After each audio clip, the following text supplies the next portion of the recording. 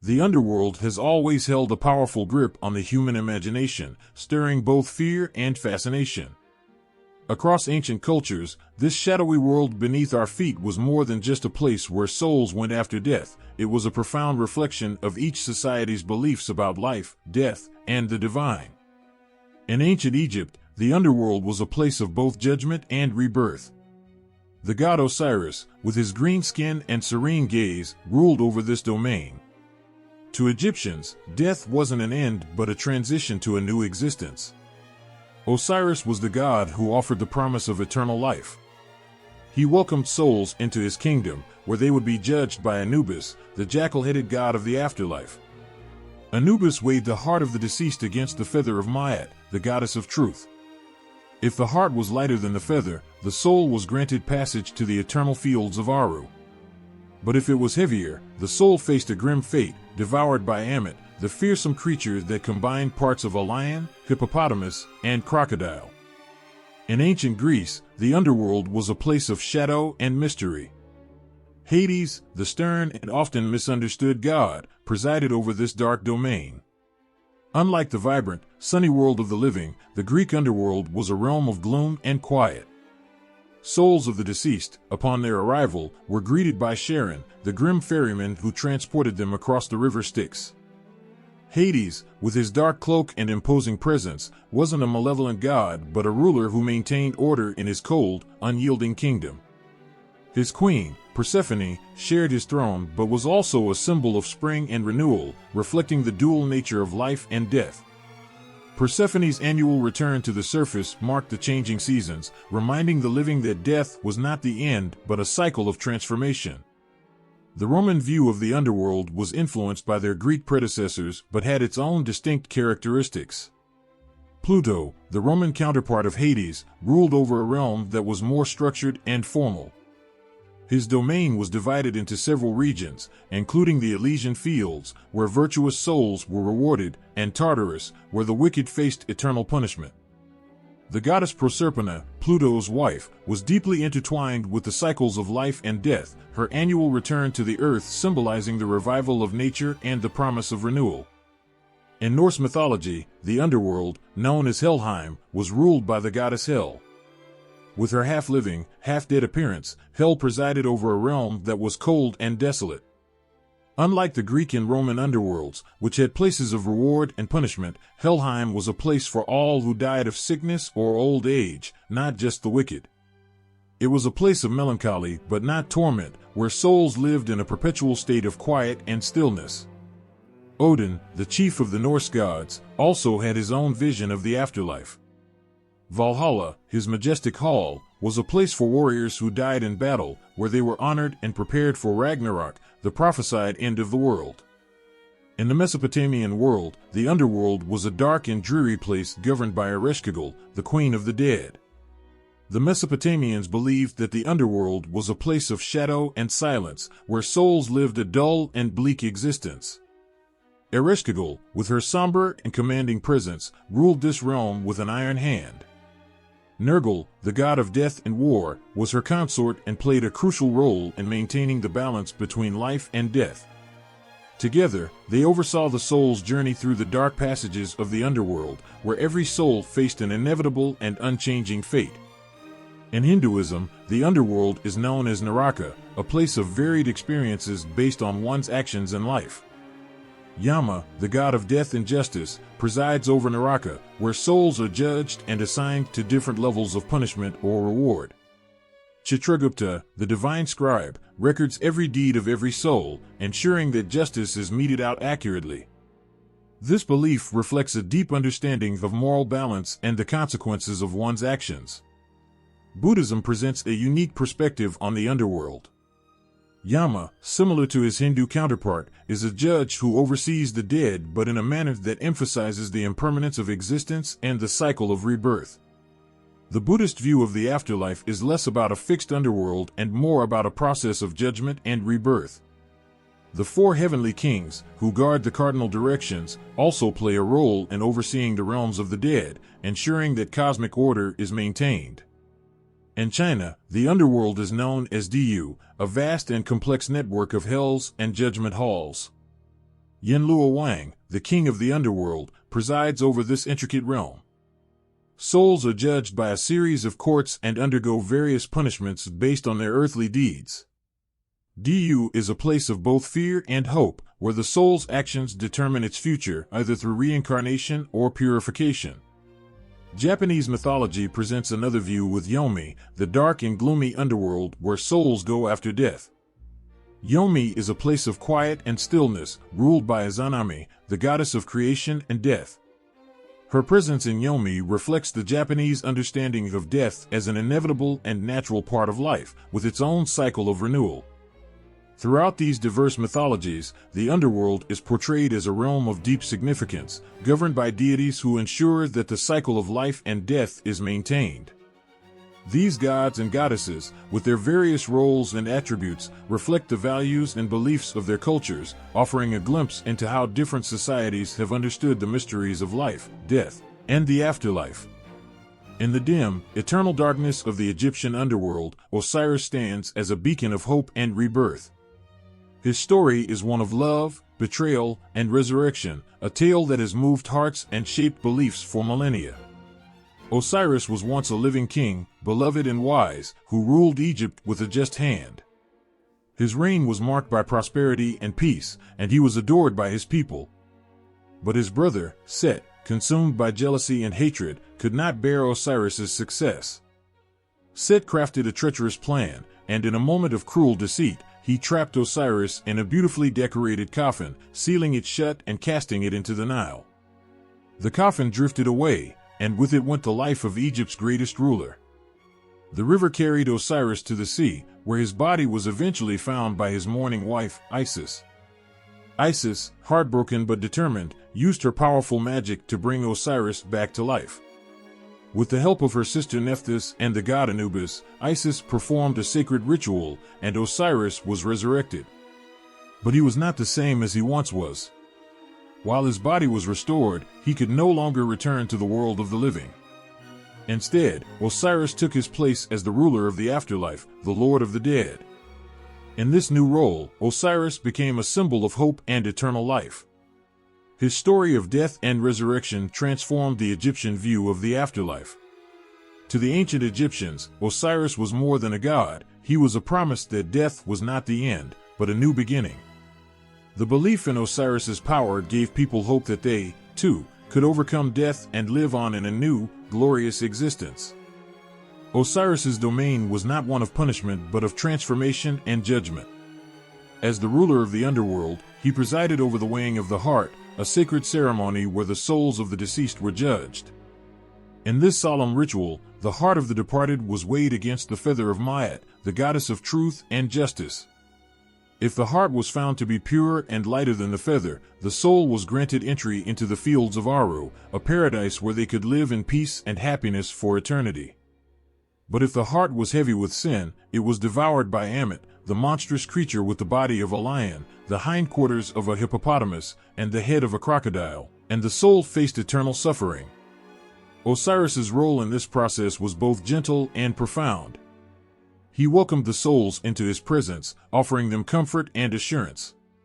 His very existence was a testament to the belief that no matter the trials and tribulations faced in life, there was a chance for redemption and renewal after death. This belief in Osiris's kindness and fairness transformed the ancient Egyptians' view of death.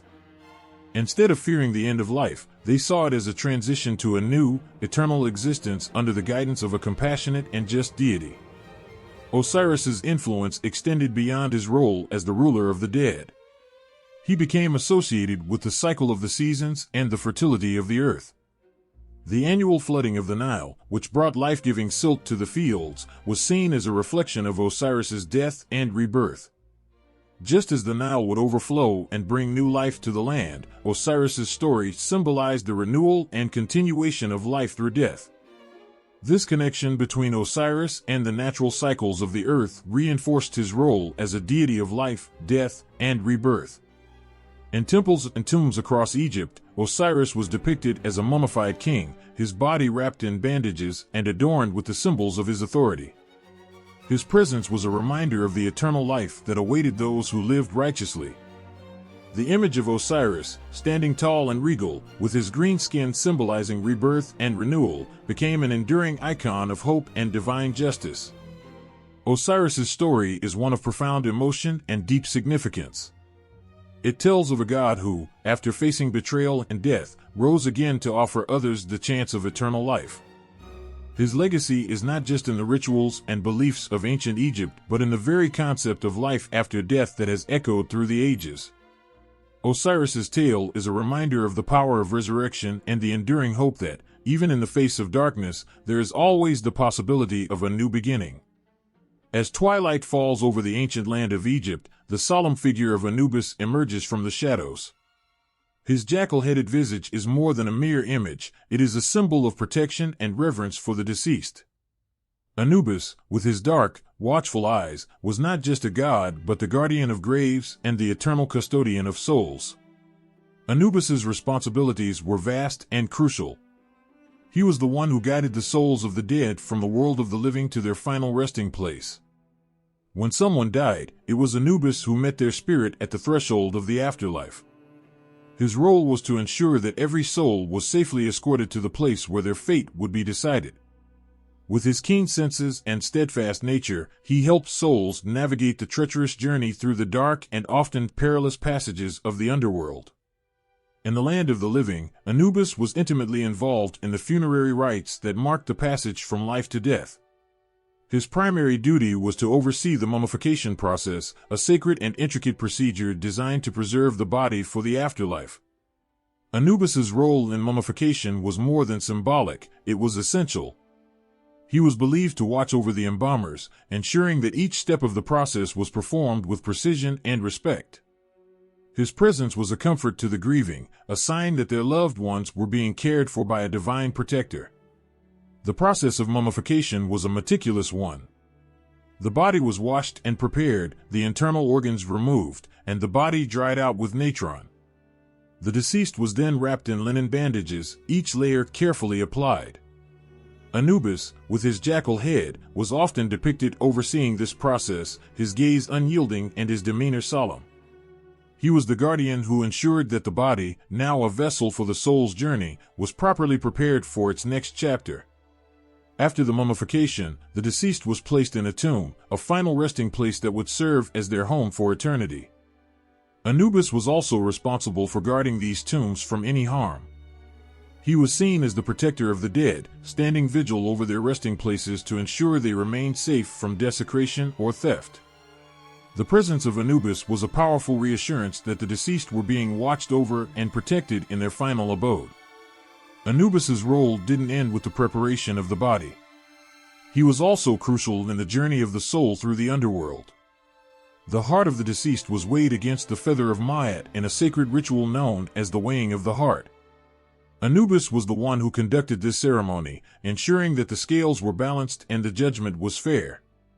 His keen eyes were said to pierce through the darkness, ensuring that every soul received the justice they deserved. During this judgment, Anubis was both a guide and a protector. He led the soul to the hall where the weighing took place, and his presence offered comfort amidst the uncertainty of the afterlife. If the heart was found to be lighter than the feather, the soul was granted passage to the fields of Aru, a paradise where they would live in peace for eternity. If the heart was heavy with sin, the soul faced the fearsome creature Ammit, who would devour it.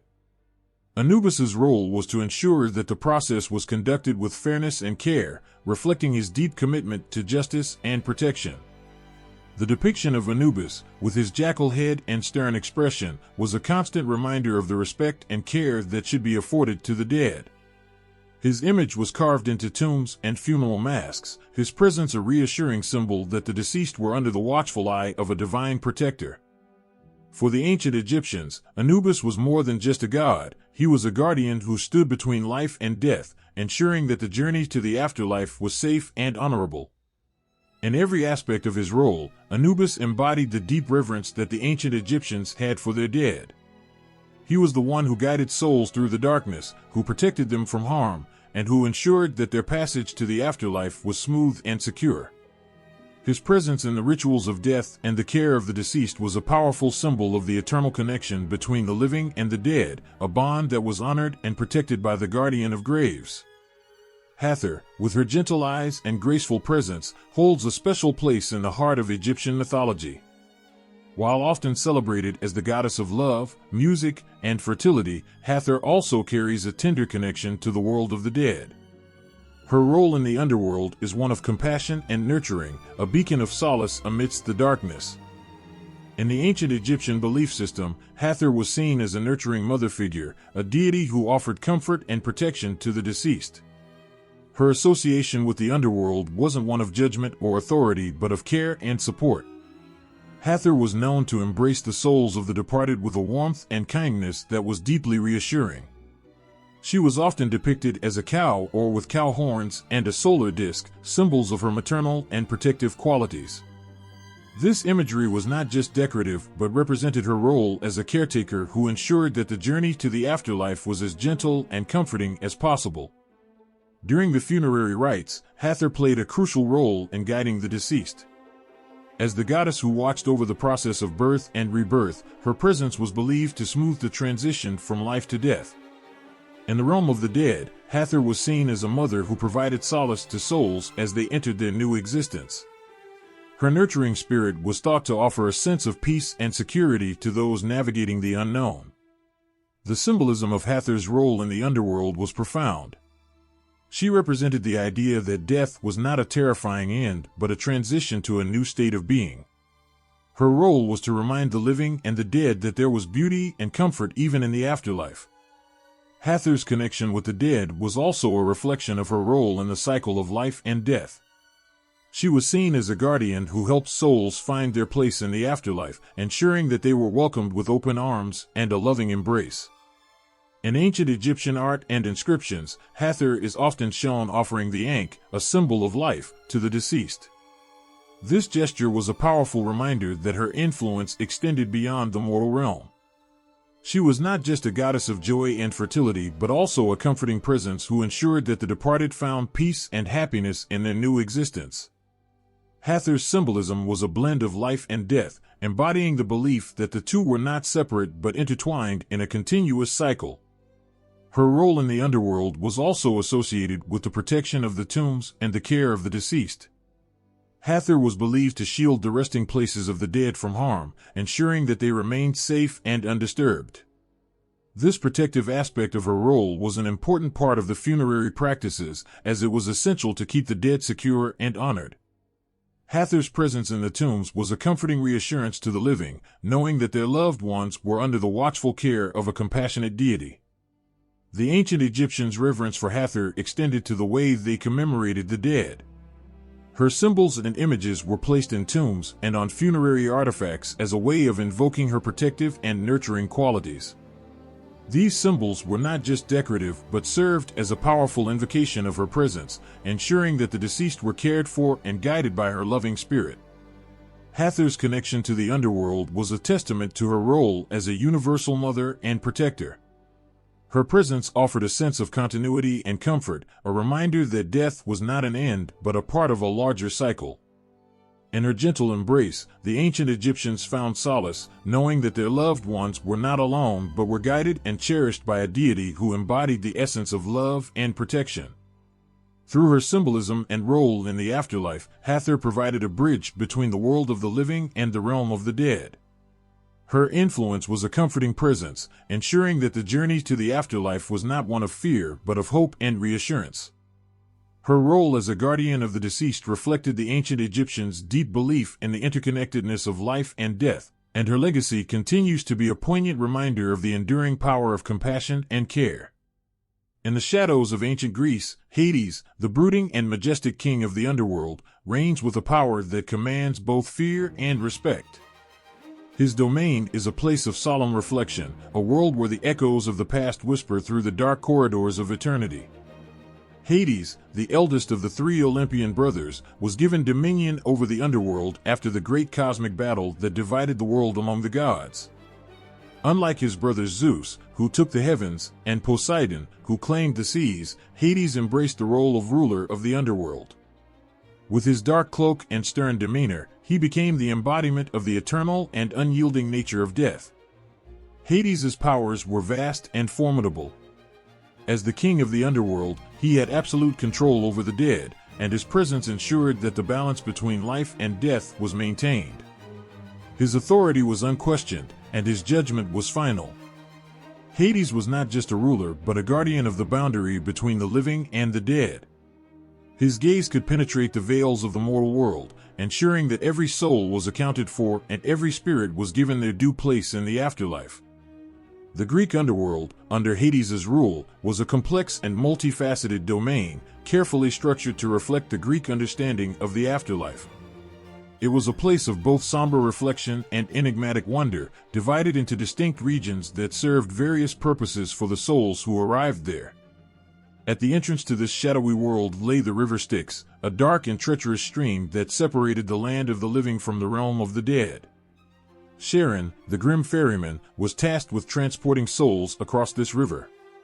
Without a proper payment, a coin placed in the mouth of the deceased, souls were said to wander the shores of the Styx for eternity, unable to cross into the afterlife.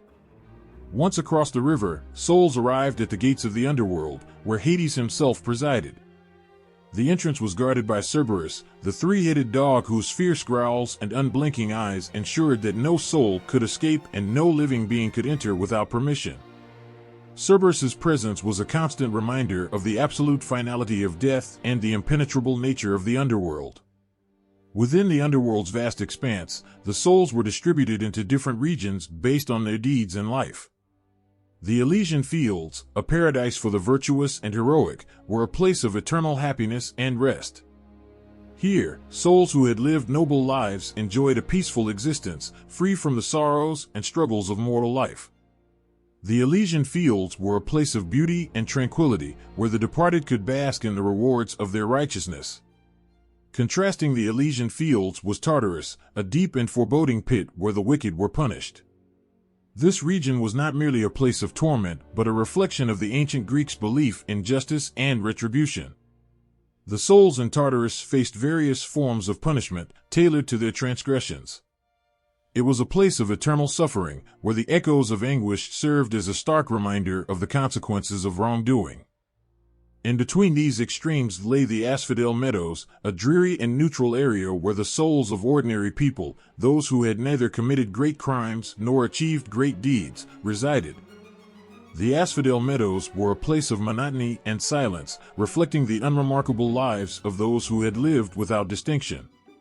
It was a realm of quiet existence, a middle ground where souls wandered in a state of passive contentment or vague melancholy.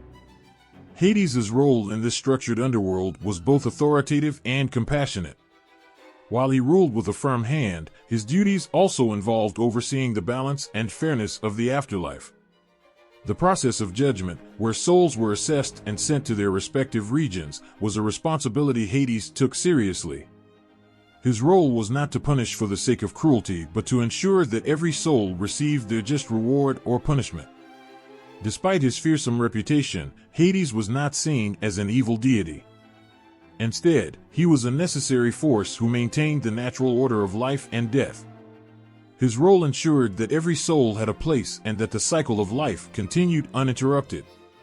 The structure of the Greek underworld, with its clear distinctions between reward and punishment, was a testament to the ancient Greeks' belief in justice and the balance between good and evil.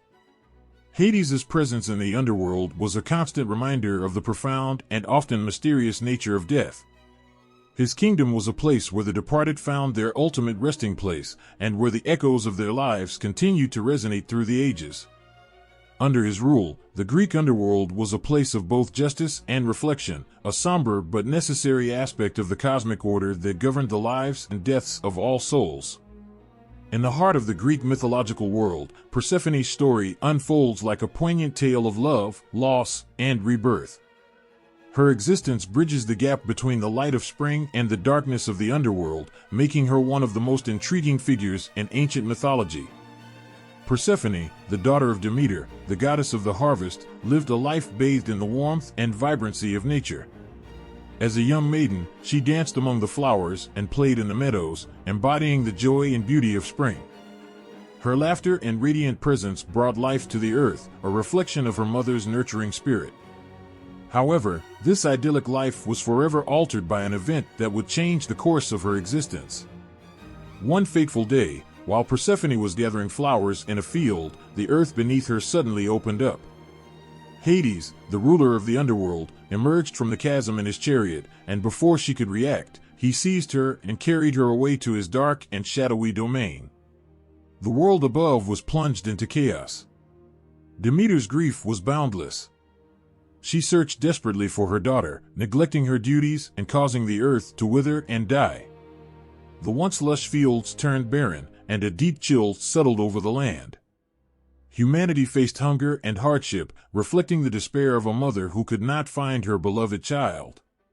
Meanwhile, in the underworld, Persephone's presence was met with a mixture of awe and apprehension. Despite her initial fear and sorrow, Persephone began to adjust to her new surroundings. Hades, though initially seen as a captor, proved to be a complex and multifaceted figure. His intentions were not purely malicious. He admired Persephone's beauty and strength and wanted her to be his queen. Over time, Persephone's role evolved. She became the queen of the underworld, a position that symbolized her new reality. Her dual existence, part of the world of the living and part of the realm of the dead, mirrored the balance between life and death. As the seasons changed, so did Persephone's role. Each year, she would spend part of her time in the underworld and part in the world above. This cyclical journey had a profound impact on the world. When Persephone was with Hades, the earth experienced winter, a time of dormancy and rest. Her absence from the surface was a reminder of the natural cycles of life, where growth and decay are intertwined. When Persephone returned to her mother, the world rejoiced, and spring blossomed once more. Flowers bloomed, crops flourished, and life returned to the earth in a vibrant display of renewal and hope. The myth of Persephone's abduction is more than just a story of loss, it's a powerful representation of the eternal cycle of nature. Her time in the underworld symbolizes the necessity of rest and renewal, while her return to the surface embodies the joy and vitality of life. Persephone's dual role highlights the interconnectedness of life and death, showing that both are essential parts of existence. Her story also reflects the resilience and strength that Persephone displayed throughout her ordeal. Though she was taken against her will, she adapted to her new role with grace and dignity. Persephone's acceptance of her position as queen of the underworld, while still retaining her connection to the world above, signifies her ability to embrace her circumstances and find harmony within them. In the grand tapestry of Greek mythology, Persephone stands as a symbol of transformation and balance. Her story is a poignant reminder of the cycles of life, the inevitability of change, and the enduring power of love and resilience. Through her journey from the fields of spring to the depths of the underworld, Persephone teaches us that even in the darkest moments, there is always the promise of renewal and the hope of brighter days ahead. In the tapestry of Greek mythology, Thanatos and Hypnos are two figures whose roles intertwine in a dance as ancient as time itself.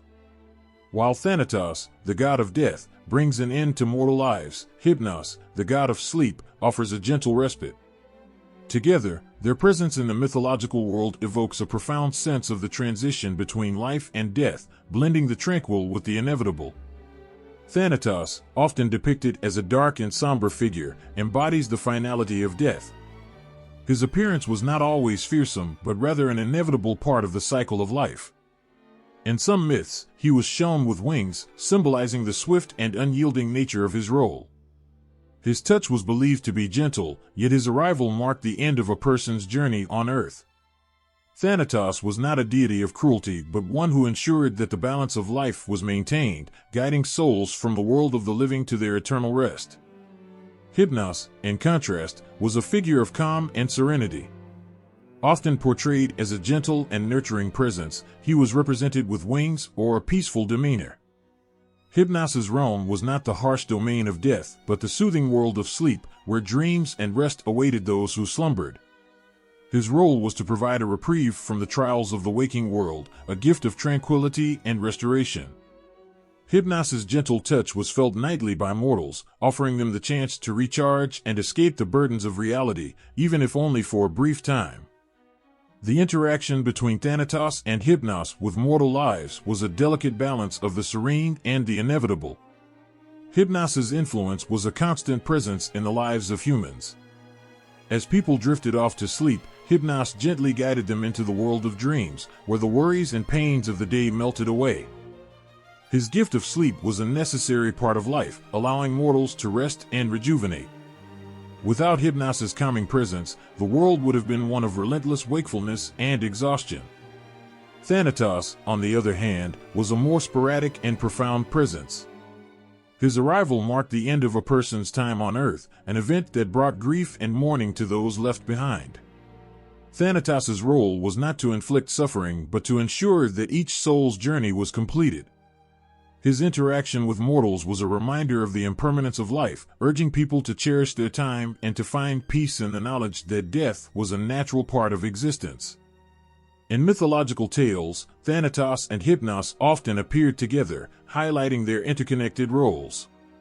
For example, in the story of the hero Sisyphus, Hypnos was initially sent to capture him and bring him to the underworld. When Sisyphus tricked Hypnos and escaped, Thanatos was sent to enforce the order and ensure that Sisyphus could not avoid his fate. This tale illustrates how Hypnos and Thanatos worked in tandem, with Hypnos guiding the soul to sleep and Thanatos ensuring the final transition to the underworld. Their interaction with mortals was also reflected in the dreams and visions experienced by humans. Hypnos's realm was rich with dreams, both sweet and troubling, offering glimpses into the subconscious and the unknown. Thanatos, although less directly involved in the everyday lives of mortals, was nonetheless a powerful reminder of the fragility of life. The dreams and visions influenced by Hypnos could sometimes include omens or premonitions of death, blending the serene world of sleep with the inevitable reality of Thanatos's domain. Together, Thanatos and Hypnos embodied the two sides of a single coin, sleep and death. While Hypnos provided the soothing rest needed to face another day, Thanatos marked the end of a mortal's journey. Their roles were essential in the grand design of existence, ensuring that life was balanced with rest and that death was approached with the respect it deserved. The presence of Thanatos and Hypnos in Greek mythology reflects a deep understanding of the human experience, acknowledging both the necessity of rest and the inevitability of death. Their stories and representations offer a poignant reminder of the delicate balance between the tranquility of sleep and the finality of death, each playing a crucial role in the cycle of life.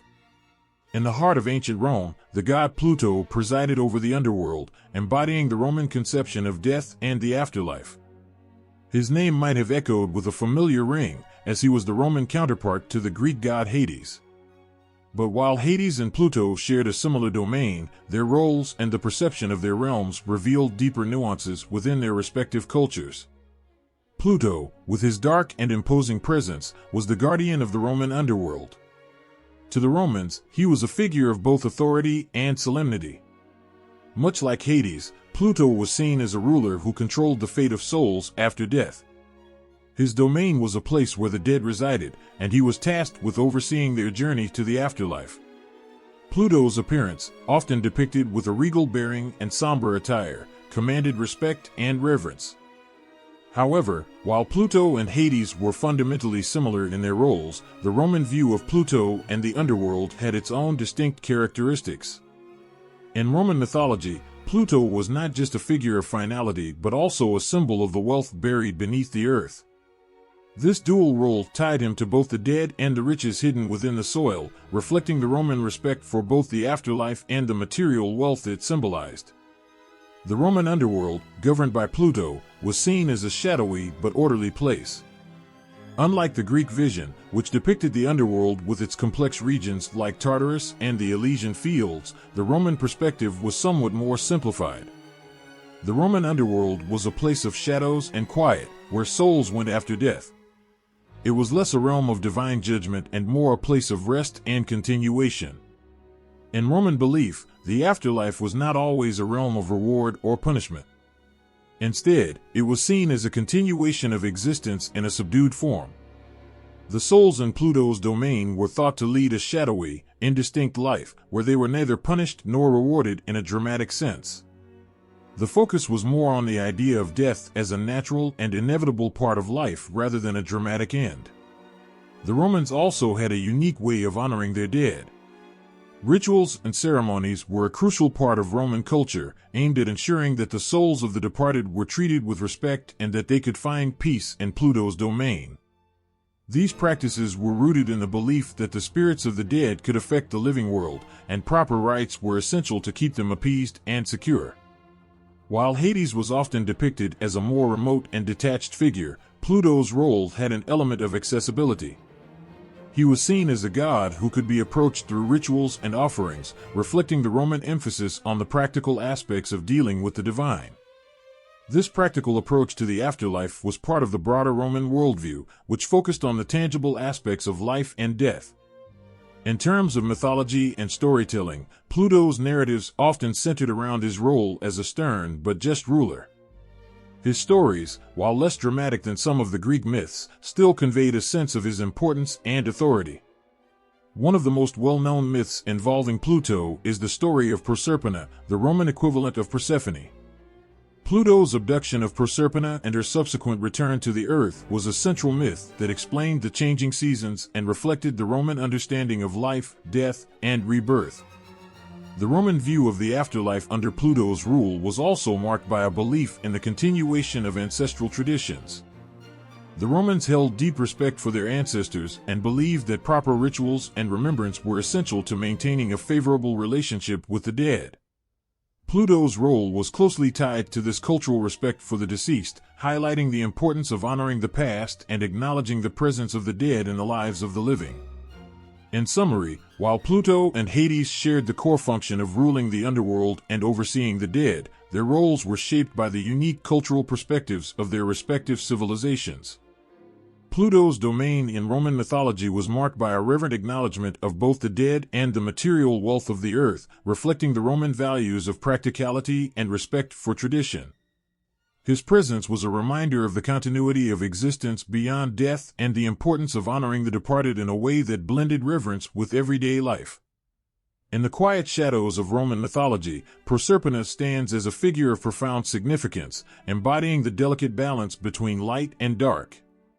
Her story is a powerful echo of her Greek counterpart, Persephone, and it weaves together themes of love, loss, and renewal in a way that resonates deeply with human experience. Proserpina, the Roman queen of the underworld, shares a strikingly similar narrative to Persephone. Her tale begins with an idyllic existence, much like her Greek predecessor. As the daughter of Ceres, the Roman goddess of agriculture and harvest, Proserpina's early life was filled with the beauty of spring and the promise of new beginnings. Her days were spent among blooming flowers and lush fields, her presence a symbol of fertility and growth. However, this serene life was disrupted by an event that would change her destiny forever. The earth suddenly opened, and Pluto, the god of the underworld, emerged from the shadows in his chariot. With a swiftness that left no room for escape, he seized Proserpina and took her to his dark domain. This dramatic abduction marked the beginning of her transformation from a joyful maiden to the solemn queen of the underworld. Proserpina's role as the queen of the underworld was deeply intertwined with the mythological concept of the seasons. Her descent into the underworld and her return to the earth were seen as symbolic of the changing seasons, a reflection of the natural cycle of life and death. When Proserpina was with Pluto, the earth experienced winter's chill, a time of dormancy and rest. Her return to the surface marked the arrival of spring, a period of rebirth and renewal. This cyclical pattern represented the eternal dance between life and death, illustrating how even the darkest moments could lead to new beginnings. The adaptation of Proserpina's story from the Greek Persephone highlights the ways in which mythologies evolve and adapt across cultures. While the core elements of the story remain consistent, the Roman version incorporates distinctive elements that reflect Roman values and perspectives. In the Roman myth, Proserpina's abduction by Pluto is not just a tale of love and loss, but also a representation of the deep connection between life on Earth and the mysteries of the underworld. The Roman adaptation also emphasized the role of Proserpina in maintaining the balance between the realms of the living and the dead. As Pluto's queen, she held a position of authority and respect in the underworld. Her role was not merely to accompany Pluto, but to actively participate in the governance of the dead and the management of the underworld. This aspect of her character added a layer of dignity and agency to her portrayal, highlighting her importance in both the Roman religious and mythological context. Proserpina's story also reflects the Roman view of the afterlife and the natural world. The Romans saw the changing seasons as a manifestation of her presence in both the underworld and the world above. Her annual return to the earth was celebrated as a time of joy and renewal, symbolizing the hope and promise of new life. This cycle was not just a natural phenomenon, but a deeply ingrained part of Roman religious practices and cultural traditions. In the mythological narrative, the relationship between Proserpina and Pluto was complex. While her abduction was initially a source of sorrow, it evolved into a partnership characterized by mutual respect and understanding. Proserpina's acceptance of her role as queen of the underworld and her ability to navigate the challenges of her new existence underscored her strength and resilience. Her story was not just about being taken from her former life, but about embracing her new role with grace and dignity. The myth of Proserpina also highlights the human experience of transformation and adaptation. Her journey from the vibrant life of spring to the shadowy depths of the underworld and back again mirrors the struggles and triumphs of the human condition. It speaks to the universal themes of change, loss, and the enduring hope of renewal. Through her story, the Romans expressed their understanding of the cyclical nature of existence and the ways in which life and death are intricately connected. In Roman culture, Proserpina's story was celebrated through festivals and rituals that honored her role in the natural cycle. These celebrations reflected the importance of acknowledging and respecting the forces that governed life and death. By commemorating Proserpina's journey, the Romans reaffirmed their connection to the natural world and their belief in the enduring power of renewal and transformation. Proserpina's role as the queen of the underworld, adapted from Persephone's tale, embodies the profound themes of mythology that transcend cultural boundaries. Her story, marked by both tragedy and triumph, serves as a powerful reminder of the delicate balance between life and death and the eternal hope for new beginnings. Through her narrative, the Romans celebrated the enduring connection between the human experience and the mysteries of the cosmos. In the dimly lit corridors of Roman mythology, Dispater emerges as a figure of solemn authority, embodying the mysterious and revered aspects of the underworld. His presence, shrouded in both grandeur and gravity, reflects the Roman understanding of death and the afterlife. Known as the father of the underworld, Dispater held a position of respect and fear, presiding over the shadows where the souls of the departed journeyed. Dispater's role in Roman mythology was not merely to rule, but to symbolize the deep connection between the living and the dead. Often associated with the wealth of the earth, his name, which translates to rich father, hinted at the bounties hidden beneath the soil as well as the more profound treasures of the afterlife. He was seen as a figure of great dignity and power, ensuring that the balance of life and death was maintained with fairness and authority. In the Roman view, Dispater was not alone in his dominion. The underworld was home to a pantheon of chthonic gods, each playing a role in the complex tapestry of the afterlife. These deities were integral to the Roman understanding of death and the transition from life to the next world. They were both revered and feared, their roles underscoring the significance of the underworld in Roman religious and cultural life. Among the chthonic deities, Proserpina, as the queen of the underworld, held a prominent place. Her story, intertwined with Dispater's, highlighted the cyclical nature of existence and the balance between life and death. Proserpina's presence in the underworld brought a sense of continuity and renewal, symbolizing the connection between the seasonal changes on Earth and the eternal cycle of the afterlife. Another important figure was Orcus, often considered a counterpart to Dispater. Orcus was associated with the punishment of the damned and the more fearsome aspects of the underworld. His role was to ensure that those who had led unjust lives faced the consequences of their actions. Unlike Dispater, whose role was more about maintaining balance and order, Orcus was seen as a more stern and punitive deity, embodying the harsh realities of the afterlife. Additionally, there was the goddess Mania, who presided over the spirits of the dead and the shadows of the underworld. She was often depicted as a figure who could influence the souls of the departed, guiding them through the transition from life to death. Mania's role was essential in the everyday practices of Roman life, as she was invoked during funerals and rites to ensure that the dead found peace and that their spirits did not disturb the living. The chthonic gods collectively represented the multifaceted nature of the underworld. They were not just rulers of a distant and dark realm, but were deeply woven into the fabric of Roman life and belief. The fear and respect they commanded were reflected in the rituals and ceremonies performed to honor the dead and appease the spirits of the underworld. These practices were not only about showing respect, but also about seeking favor and ensuring that the deceased were properly cared for in their new existence. Dispater's role as the chief deity of the underworld was a reminder of the inevitable journey every soul would face. His presence was both a symbol of the finality of death and a testament to the respect afforded to the mysteries of the afterlife. The Roman reverence for Dispater and his fellow chthonic gods reflected a deep understanding of the natural cycle of life and death, acknowledging that the end of life was a transition rather than an end. In the rich tapestry of Roman mythology, Dispater and the chthonic gods embodied the profound and often sobering truths about existence. They were a reminder of the eternal nature of the soul and the importance of honoring those who had passed. Their roles in the underworld underscored the significance of death as an integral part of life, one that deserved both reverence and respect. Through their stories and the rituals performed in their honor, the Romans sought to understand and navigate the mysteries of the afterlife, ensuring that both the living and the dead found their place in the grand scheme of existence. In the cold, shadowy corners of Norse mythology, the figure of Hel stands as a haunting symbol of the afterlife. She rules over Helheim, a land far removed from the bright halls of Valhalla and the fields of the blessed. Helheim is a place where the souls of those who did not die in battle or were not honored by heroic deeds find their rest.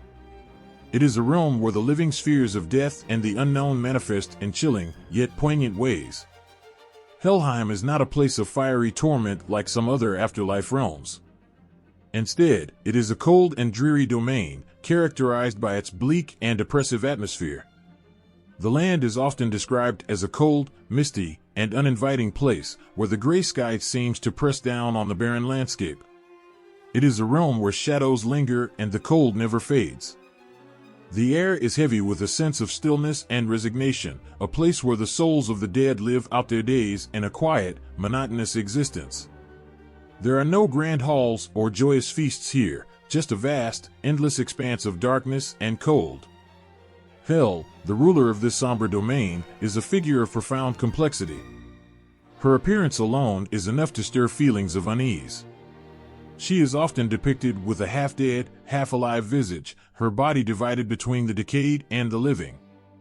This duality makes her a striking and unsettling figure, embodying both the life that has passed and the lifeless state of the dead.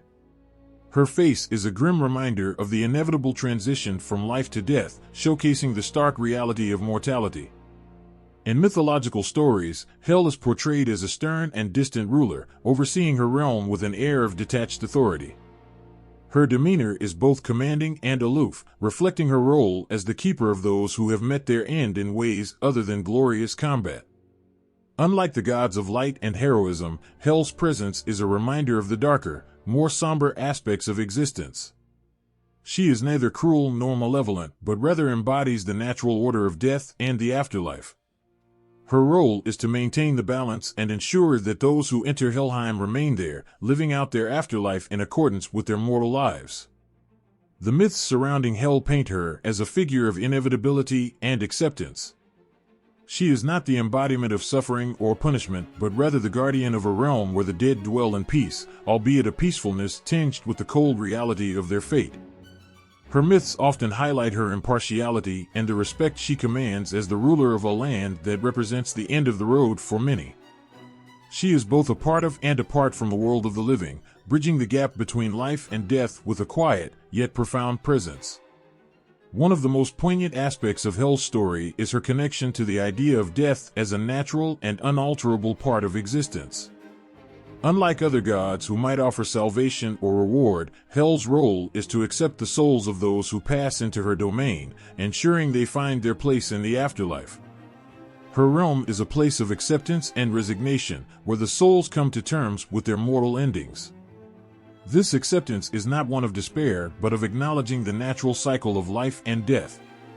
In some tales, Hel's role is linked to the themes of fate and destiny.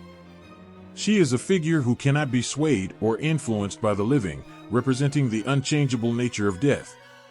Her realm is a reminder that while life is filled with struggles and choices, death is a final destination that all must face. This acceptance of death and the afterlife is a powerful theme in Norse mythology, reflecting the culture's understanding of mortality and the inevitability of the end. Hel's presence in Norse mythology serves as a poignant reminder of the natural order and the finality of death. Her realm, with its cold and desolate landscape, is a place where the souls of the dead find their rest, free from the trials of life, but also devoid of the joys that might come with a heroic death. In her role as the ruler of Helheim, Hel embodies the respect and acceptance of the inevitable, guiding the souls through their final resting place with a quiet dignity that echoes through the ages. In the tapestry of Norse mythology, Odin stands as a figure of immense power and mystery, deeply intertwined with the concepts of death and the afterlife. His association with the underworld and the Viking view of what comes after death paints a vivid picture of how the Norse people understood the end of life and the continuation beyond. Odin, the Allfather and King of the gods, is not merely a deity of wisdom and war, but also a god with a profound connection to the afterlife. His role in the Norse pantheon extends beyond the realm of the living, touching upon the very essence of what happens after death. Odin's connection to death is complex and multifaceted, reflecting his influence over both the living and the dead. One of Odin's most significant associations with death is his role in guiding the souls of warriors who have died with honor. These souls are brought to Valhalla, the grand hall of the slain, a place where they await the final battle of Ragnarok. Valhalla is not just a place of rest, but a realm of honor and preparation. It is a majestic hall where the brave and noble are celebrated, their spirits nourished with mead and their days spent in vigorous training for the ultimate battle to come. The depiction of Valhalla is both awe-inspiring and daunting. It is described as a vast hall with a roof made of shields and walls adorned with spears. The hall is always lit by the golden light of the sun, casting a warm and heroic glow over the endless feasts and battles. Here, the chosen dead, known as the Einherjar, live in a state of eternal glory, their every need attended to and their valor celebrated. This place is a reward for those who have died in battle, a final honor that reflects their courage and strength. Odin's role in guiding the dead to Valhalla underscores his connection to both life and death. He is not only a figure who oversees the living but also a deity who ensures that the warriors who have fought bravely are given their due reward. His ability to traverse between the worlds of the living and the dead highlights his unique position as a god who bridges the gap between existence and the afterlife. The Viking view of the afterlife, as embodied by Valhalla, reflects a culture deeply rooted in values of bravery, honor, and glory. For the Norse people, dying in battle was the ultimate honor, and Valhalla was the eternal reward that awaited those who had lived by these ideals. It was a place where the fallen could continue to fight, feast, and prepare for the end times, embodying the heroic spirit that defined their lives. Odin's connection to the dead also extends to his role as a seeker of knowledge. His quest for wisdom led him to make sacrifices, including one of his own eye, in exchange for deeper understanding. This quest for knowledge about the fate of the world and the nature of the afterlife demonstrates his deep concern for the balance between life and death. Odin's wisdom was not just about understanding the present, but about knowing what lay beyond, highlighting his role as a deity who bridged both realms. In addition to Valhalla, Odin is associated with other aspects of the Norse afterlife. He has a connection to the Norns, the female beings who weave the threads of fate, determining the destinies of gods and men alike. Odin's understanding of fate and destiny is intertwined with his role in the afterlife, reflecting his deep involvement in the cosmic order. The concept of Valhalla and Odin's role in the afterlife serve as powerful symbols of the Norse understanding of death and honor. For the Vikings, death was not an end but a transition to a new form of existence, one that was defined by bravery and valor. Valhalla, with its endless feasts and battles, represented the ultimate reward for those who had lived by these principles, and Odin, as its guide and protector, embodied the connection between life and the eternal. Odin's association with death and the afterlife paints a picture of a deity who is both a ruler and a guide, bridging the gap between the mortal world and the divine. His role in Valhalla reflects the deep respect and honor that the Norse people had for those who died bravely, ensuring that their legacy continued in a place of eternal glory. Through Odin's connection to the afterlife, the Norse myths offer a profound and moving understanding of how death was perceived and how the courage of the warrior was celebrated in the great halls of the gods. In the shadowy depths of Norse mythology, Nidhogg and Jormungandr emerge as formidable chthonic beings whose roles intertwine with the fate of the world and the underworld. Their stories evoke a profound sense of dread and awe, painting a vivid picture of the darkness that lies beneath the surface and the forces that shape the end times. Nidhogg, a dragon of chilling malevolence, is a creature of haunting persistence and relentless hunger. This sinister beast resides in the underworld, in the darkest corners of Niflheim, where it gnaws eternally at the roots of Yggdrasil, the world tree. Yggdrasil is the immense ash tree that connects the 9 worlds of Norse cosmology, its branches stretching into every realm, including the underworld. The act of Nidhogg chewing at its roots symbolizes a relentless decay, threatening the very foundation of existence. Nidhogg's role is one of destruction and decay, representing the dark forces that work to undermine the stability of the cosmos. As it gnaws at Yggdrasil, it symbolizes the inevitable decline and corruption that all things face. This dragon's presence in the underworld is not merely an act of malevolence, but a reminder of the cyclical nature of existence, where creation and destruction are forever entwined. The gnawing of Nidhogg serves as a prelude to the eventual end of the world, Ragnarok, where the forces of chaos will rise and the world tree will tremble. Jormungandr, known as the Midgard serpent, is another chthonic being whose influence extends far beyond the depths of the world. This colossal serpent encircles the earth, lying in wait beneath the oceans, holding the world in its grasp. Jormungandr's role in the mythology is intertwined with the fates of gods and men, symbolizing a profound and ominous connection between the worlds. The Midgard serpent is a creature of immense power and foreboding, its size and strength a constant reminder of the danger that lurks beneath the surface of reality. It is said that Jormungandr's coil around the earth keeps it in balance, yet it also serves as a harbinger of doom. When Jormungandr releases its grip and rises from the depths, it will signal the onset of Ragnarok, the catastrophic battle that will mark the end of the world and the final confrontation between the forces of order and chaos. Jormungandr's influence on both the world and the underworld is profound. As it circles the earth, its presence is a constant reminder of the boundary between life and the unknown.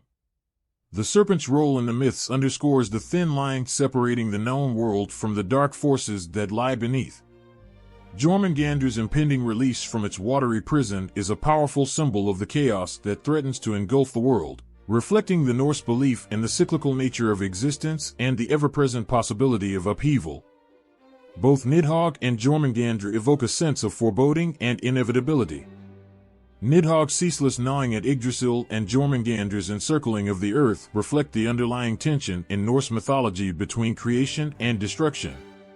These beings are not just mythic monsters but symbols of the darker aspects of existence, reminding the Norse people of the forces that continually shape their world and the ultimate fate that awaits them. Their stories are woven into the larger tapestry of Norse cosmology, where the balance between life and death, order and chaos, is constantly maintained and threatened. Nidhogg's presence in the underworld and Jormungandr's encirclement of the earth are powerful reminders of the eternal struggle that defines the Norse view of the cosmos. Through their roles, the Norse myths convey a deep and haunting understanding of the forces that drive the cycles of creation, preservation, and destruction. In the grand narrative of Norse mythology, Nidhogg and Jormungandr stand as monumental figures whose influence reaches into the very heart of the world and beyond. Their roles in the underworld and their impact on the world above are interwoven with themes of inevitability and cosmic balance, offering a chilling and poignant reflection on the nature of existence and the eternal struggle that defines the cosmos. In the shadowed depths of Mesopotamian mythology, Ereshkigal reigns as the formidable queen of the underworld, a figure whose presence evokes both dread and awe.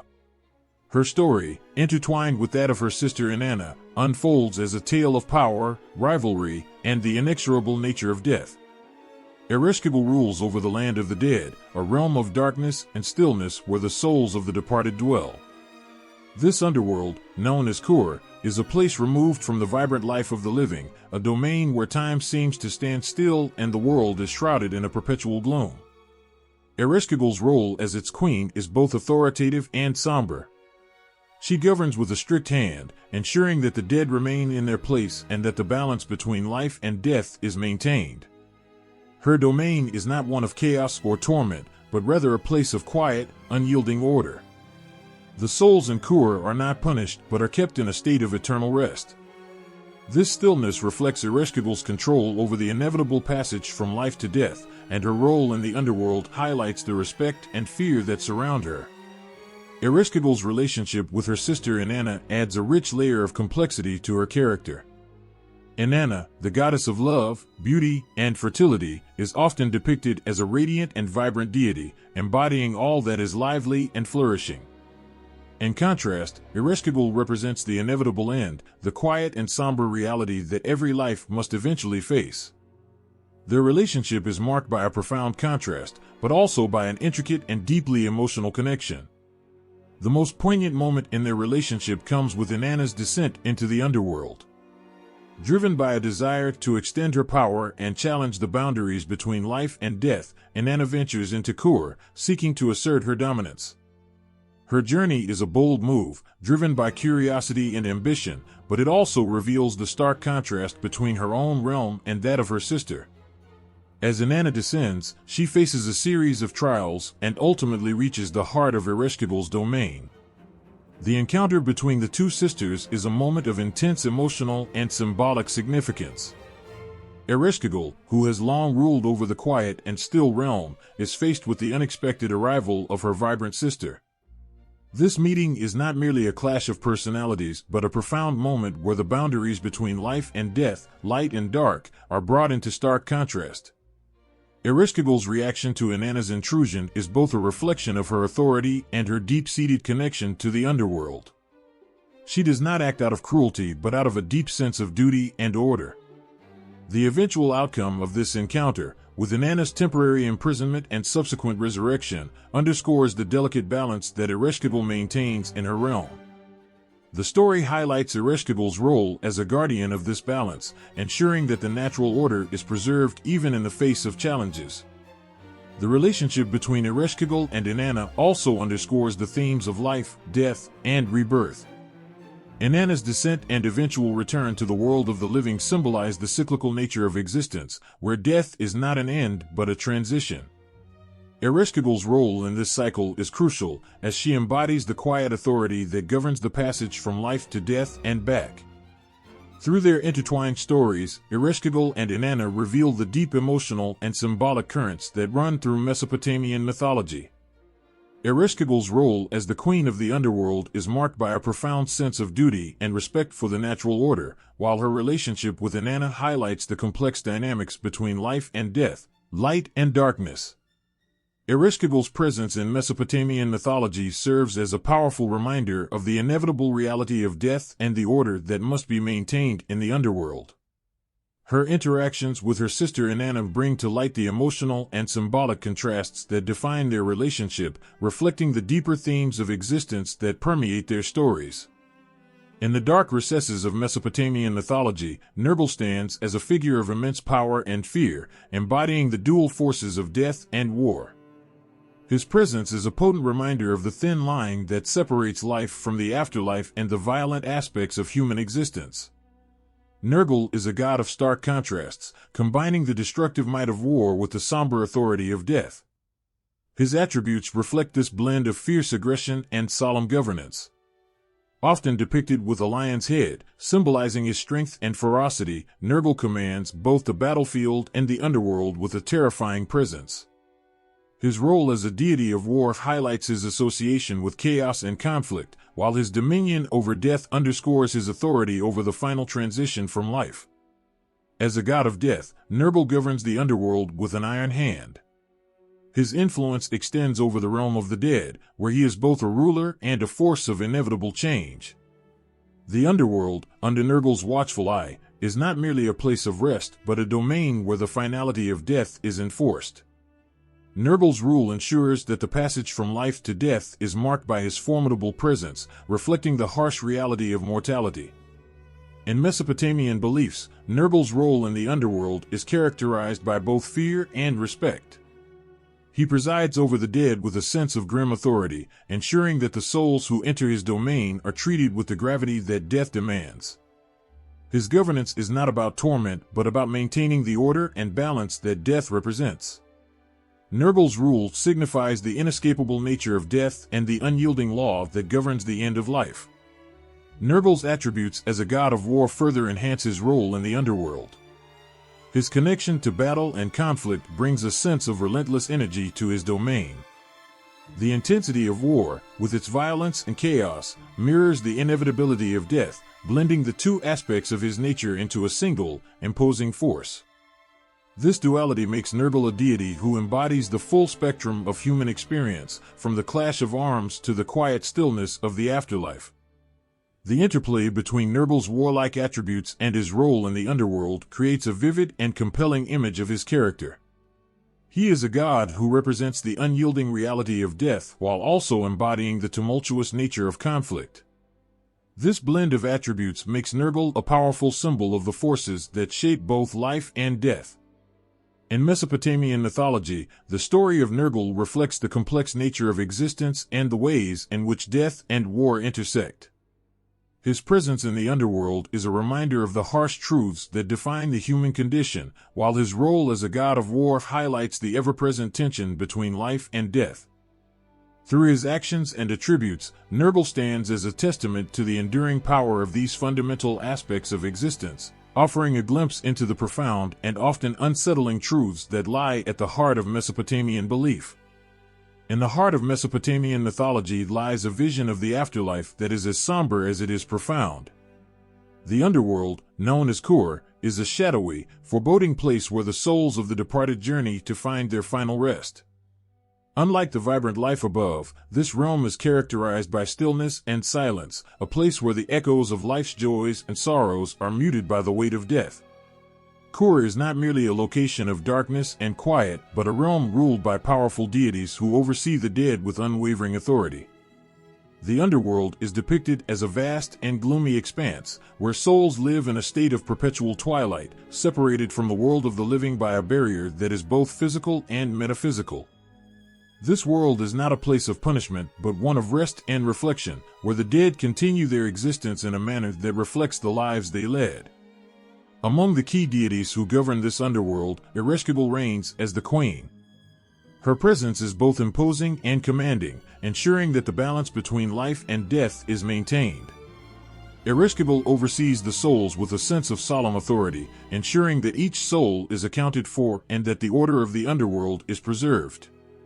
Her role is crucial in maintaining the equilibrium of Kur, reflecting her deep connection to the realm of the dead. Nergal, another powerful deity of the underworld, embodies the harsh reality of death and the chaos of war. His attributes reflect a blend of fierce aggression and somber control. Nergal's presence in the underworld is a reminder of the inevitability of death and the power he wields to maintain the order of the afterlife. His role emphasizes the blend of destruction and governance that characterizes the Mesopotamian view of the afterlife. The Mesopotamian afterlife is also marked by its own set of rituals and practices, designed to ensure that the souls of the departed find their place in Kur. These practices reflect a deep respect for the dead and a recognition of the importance of proper rites to facilitate their journey to the underworld. The rituals often involve offerings and ceremonies intended to honor the dead and ensure their comfort in the afterlife. One of the more poignant aspects of the Mesopotamian afterlife is its portrayal as a place of quiet reflection rather than torment. The souls in Kur are not subjected to punishment but are instead seen as continuing their existence in a state of rest. This portrayal highlights a belief in the natural order of life and death, where the end of life is not an end but a transition to a different state of being. The roles of these deities and the depiction of the afterlife reflect a profound understanding of the human condition. Ereshkigal and Nergal, as rulers of the underworld, symbolize the complex relationship between life and death, embodying the respect and authority that the Mesopotamian people attributed to the forces governing the afterlife. Their presence in the underworld serves as a reminder of the enduring nature of death and the importance of maintaining the balance between the world of the living and the realm of the dead. In Mesopotamian thought, the afterlife is a continuation of the journey that begins in life, marked by a deep respect for the transition from one state of existence to another. The deities who govern Kur play crucial roles in ensuring that this transition is smooth and that the balance between life and death is upheld. Their influence on the afterlife reflects the Mesopotamian belief in the cyclical nature of existence and the importance of honoring the dead with the same care and respect that is given to the living. In the vast tapestry of mythological deities, Yama emerges as a figure both revered and formidable, embodying the essence of death and justice. As the god of the afterlife in ancient Hindu traditions, Yama's role is not only to oversee the realm of the dead but also to ensure that justice prevails in the final judgment of souls.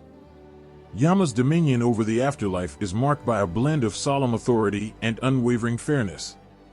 As the first mortal who passed into death, Yama became the ruler of the underworld, a realm where he exercises control with a sense of profound duty.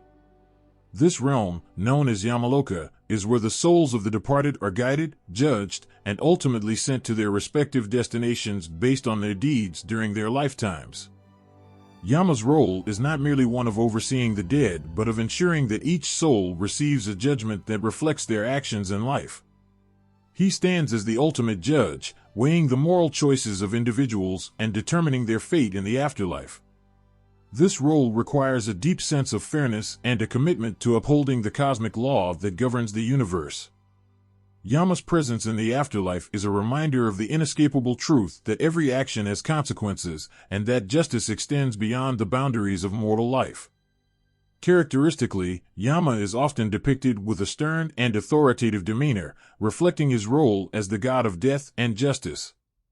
His appearance, usually marked by a dark complexion and fearsome visage, symbolizes his power and the gravity of his responsibilities.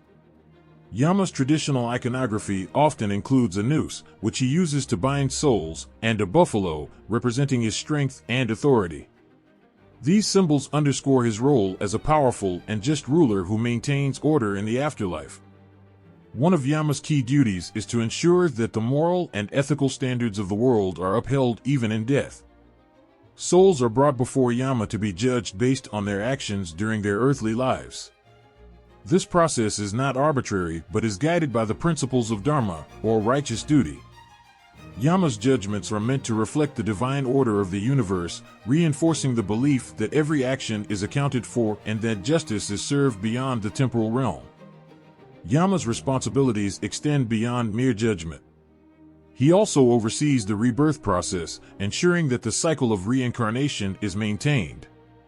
Souls who have achieved their karmic goals are granted liberation, while those who still have lessons to learn are sent back to the mortal world to continue their journey. This cycle reflects Yama's role as a keeper of cosmic balance, ensuring that the cycle of life and death continues according to divine justice. The emotional weight of Yama's role is profound. He is not a figure of mere punishment but a deity who embodies the essential principles of fairness and order. The fearsome aspect of Yama's character is balanced by his commitment to justice, making him a figure who commands respect and reverence. His presence in the afterlife serves as a reminder of the enduring impact of our actions and the importance of living a life guided by moral and ethical principles. In Yama's realm, the afterlife is not a place of arbitrary punishment but a domain where every soul's journey is met with the fairness and gravity it deserves. His role as the god of death and justice is a reflection of the deep-seated belief in cosmic order and the importance of living a life aligned with divine principles. Yama's influence on the afterlife underscores the belief that justice is not confined to the mortal world but extends into the realm of the dead, where every soul is held accountable for their actions.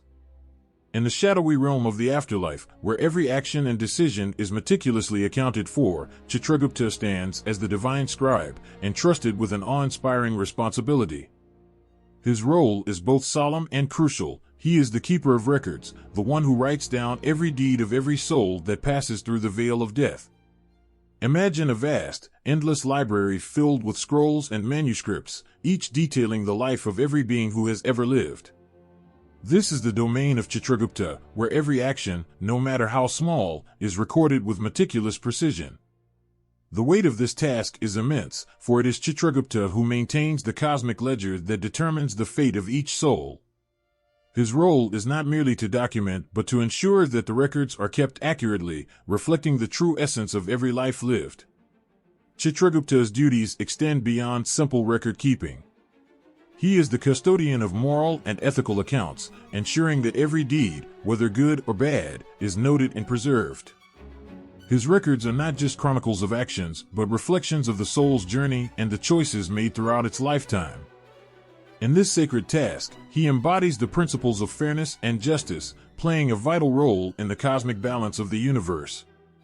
His interaction with Yama, the god of death and justice, is central to his role. Chitragupta works closely with Yama, providing him with the detailed records that are essential for making judgments about the souls that enter the afterlife. When a soul arrives at Yama's court, it is Chitragupta's records that reveal the truth of the soul's earthly deeds. This collaboration ensures that every judgment is based on a thorough and accurate account, reflecting the soul's true nature and actions. The relationship between Chitragupta and Yama is one of deep mutual respect and essential partnership. Chitragupta's role as the keeper of records complements Yama's role as the judge. While Yama's task is to assess and decide the fate of each soul, Chitragupta provides the evidence and details needed to make those decisions. This dynamic underscores the importance of both roles in maintaining cosmic justice and order. The emotional weight of Chitragupta's responsibility is profound. The burden of recording every action and ensuring that nothing is overlooked is immense. Yet, it is through this meticulous work that the principles of fairness and justice are upheld. Chitragupta's dedication to his task reflects a deep commitment to truth and integrity, ensuring that every soul's journey is accounted for and that justice is served. In the grand scheme of the afterlife, Chitragupta's role is a testament to the importance of record-keeping and the meticulous nature of divine justice. His work ensures that every action is noted, every decision is based on truth, and every soul is judged fairly. The partnership between Chitragupta and Yama highlights the intricate balance required to uphold cosmic order, demonstrating that justice is not merely about judgment but also about the accuracy and completeness of the records that inform it. In the vast and intricate tapestry of Hindu cosmology, Naraka emerges as a place of profound significance, a place that evokes fear, reflection, and awe. Naraka, often translated as hell, is not merely a realm of torment but a complex aspect of the afterlife where souls face the consequences of their earthly actions. Picture a realm that stretches beyond the bounds of mortal comprehension, a place where the air is thick with the weight of unfulfilled deeds and unresolved karma. This is Naraka, a place of intense suffering designed not as eternal damnation but as a purging ground where souls are cleansed of their sins before they can move forward in their spiritual journey. Unlike the Western notion of hell as a place of perpetual punishment, Naraka serves a purpose in the grand scheme of cosmic justice. Naraka's description varies across texts, painting a vivid picture of a realm filled with unimaginable suffering. It is said to be divided into various layers, each one dedicated to different types of punishments suited to the sins committed in life. The soul's experiences in Naraka are tailored to the nature of its misdeeds, ensuring that each punishment reflects the transgressions of the individual. This process is not merely about inflicting pain, but about offering a chance for redemption and purification. Several deities are associated with Naraka, each playing a role in overseeing this complex realm of retribution. Among these deities, Yama, the god of death and justice, stands out as the primary figure responsible for managing the souls in Naraka. He presides over the judgments that determine which souls are sent to Naraka and for how long. His role is to ensure that the process of judgment is fair and just, reflecting the moral and ethical balance of the universe. In addition to Yama, other deities such as Chitragupta, the keeper of records, assist in the administration of Naraka. Chitragupta's detailed records of a soul's deeds are crucial in determining the nature and extent of the punishments in Naraka. His role ensures that the process of judgment is thorough and that every action is accounted for. Another significant figure associated with Naraka is the goddess Nirti. Often depicted as a fierce and dark deity, Nirti represents the destructive aspect of Naraka, overseeing the punishments that are meant to cleanse souls of their sins. Her presence underscores the intense nature of Naraka, where suffering is not aimless but directed toward achieving ultimate purification. The emotional depth of Naraka lies not just in its description but in its purpose. It is a place where souls confront the full weight of their actions, experiencing the consequences of their deeds in a manner that aims to cleanse and prepare them for a future rebirth. The suffering in Naraka is meant to be transformative, guiding souls toward a deeper understanding of their actions and the importance of living a life aligned with righteousness and moral integrity. The idea of Naraka evokes a complex mix of fear and hope. On one hand, it represents the consequences of moral failings and the intense suffering that comes from living a life out of alignment with cosmic principles. On the other hand, it offers a pathway to redemption and the opportunity for souls to purify themselves before moving forward. This duality highlights the compassionate aspect of Naraka's design. While the suffering is real and profound, it serves a greater purpose in the cycle of spiritual growth and renewal. In this way, Naraka stands as a powerful symbol of the consequences of human actions and the intricate balance of justice and mercy in Hindu cosmology. It is a place where souls face the results of their earthly lives, but also a place that offers the possibility of transformation and renewal. The deities associated with Naraka play crucial roles in ensuring that this process is carried out with fairness and compassion, reinforcing the belief that every soul's journey is guided by principles of cosmic justice and spiritual growth. In the quiet moments of contemplation, Yama emerges as a figure of profound significance in Buddhist traditions, carrying echoes of his role from Hinduism but evolving into a new dimension. In the Buddhist context, Yama's role transforms from a strict enforcer of justice to a symbol of spiritual and moral guidance, reflecting a shift in focus from the punitive to the transformative. Yama in Buddhism is not just a judge of the dead but a symbol of the natural law of karma, representing the ethical principles that govern human actions and their consequences. His role is intertwined with the understanding that every action, thought, and intention has a ripple effect, shaping one's future experiences. Instead of simply meting out punishment, Yama in Buddhism embodies the principle that our actions shape our reality, influencing our path toward enlightenment or continued suffering. Unlike his role in Hinduism, where Yama is a stern overseer of the afterlife and the enforcer of cosmic justice, in Buddhism, Yama's presence is more symbolic. He serves as a reminder of the inevitable results of our actions, the fruits of our karma. This shift emphasizes personal responsibility and the inner journey towards overcoming the cycle of suffering rather than just the external consequences of one's actions. In Buddhist traditions, Yama is often depicted not as a deity who rules over the underworld, but as a figure who personifies the natural laws of cause and effect. His presence is a reminder that every action carries weight, shaping the course of our spiritual journey. The focus is on understanding the nature of these actions and their impact on one's path to enlightenment. The differences between Yama's roles in Hinduism and Buddhism highlight a deeper philosophical shift.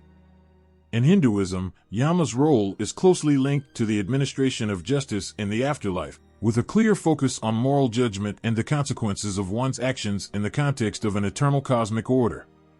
In contrast, Buddhism reframes Yama as a symbol of natural law and karma, focusing more on the internal processes of understanding and overcoming the cycle of suffering through personal transformation.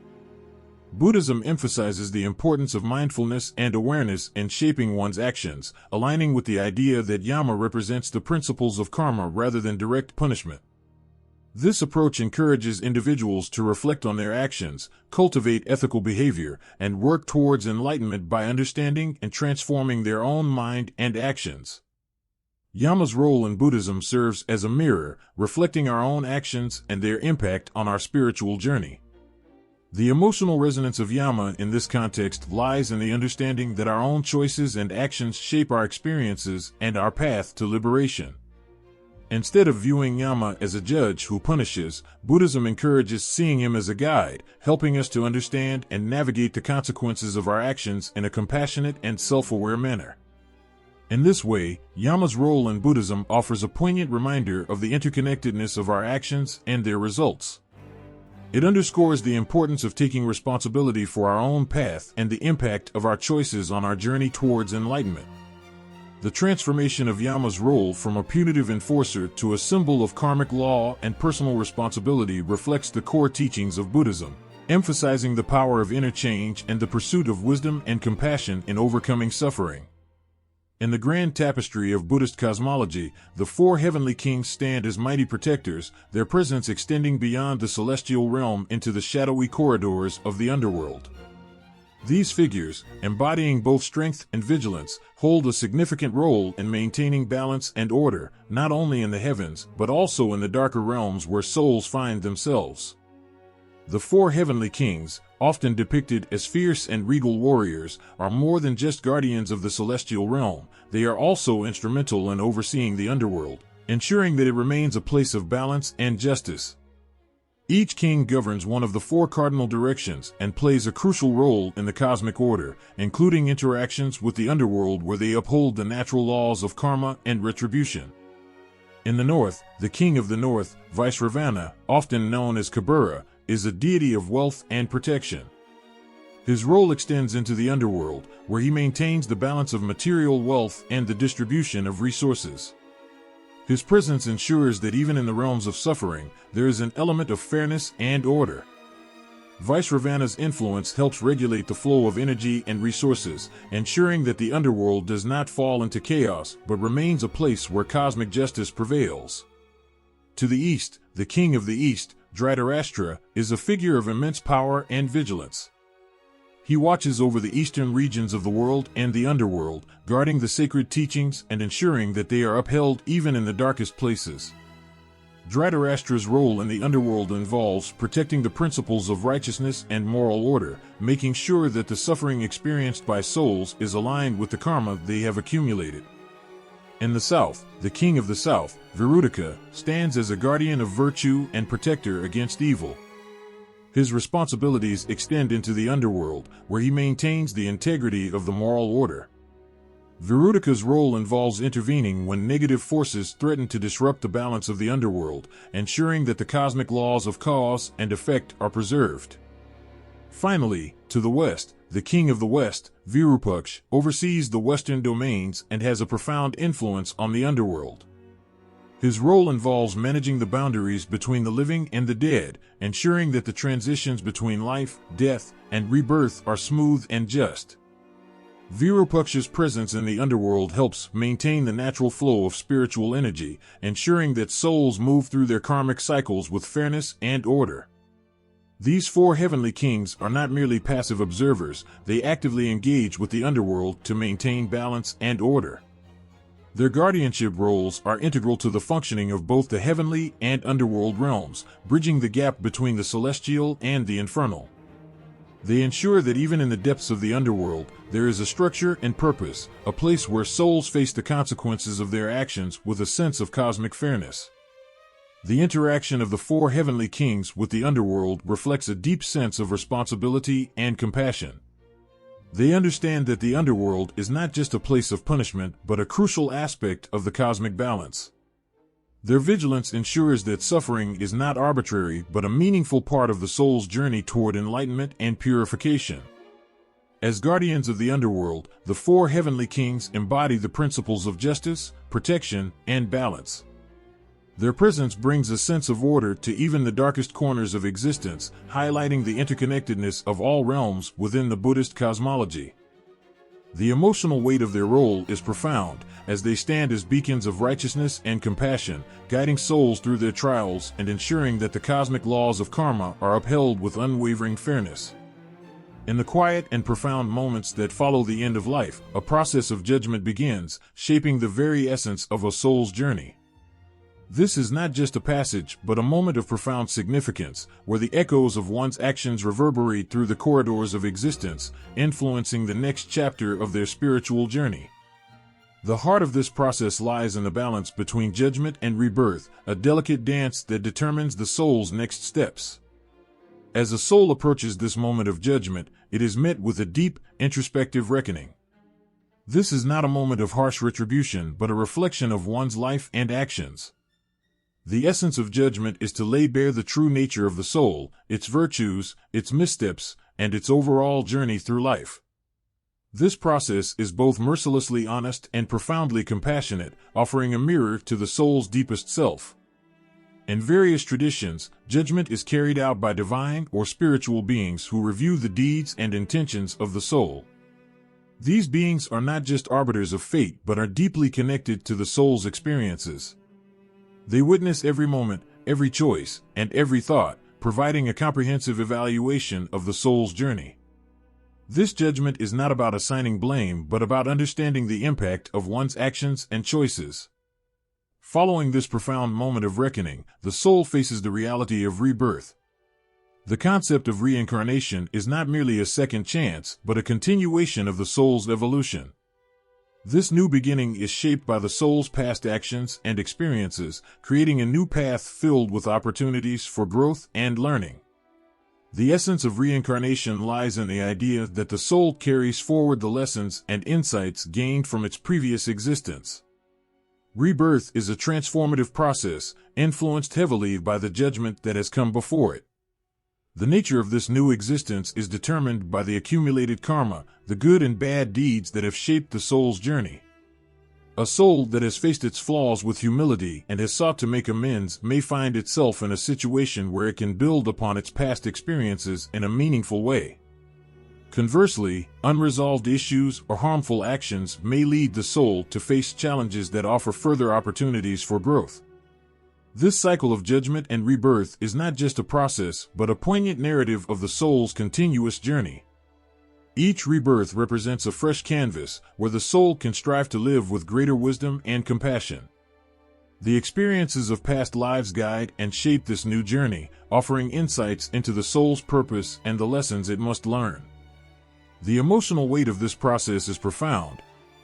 The soul's journey through judgment and rebirth is marked by a sense of anticipation and reflection.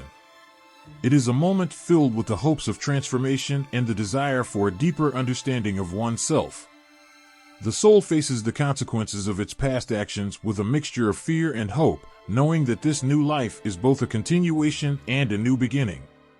As the soul transitions into its new form, it carries with it the echoes of its past life, shaping its path with the wisdom and understanding gained from its previous experiences. This ongoing journey is a testament to the enduring nature of the soul and its quest for enlightenment.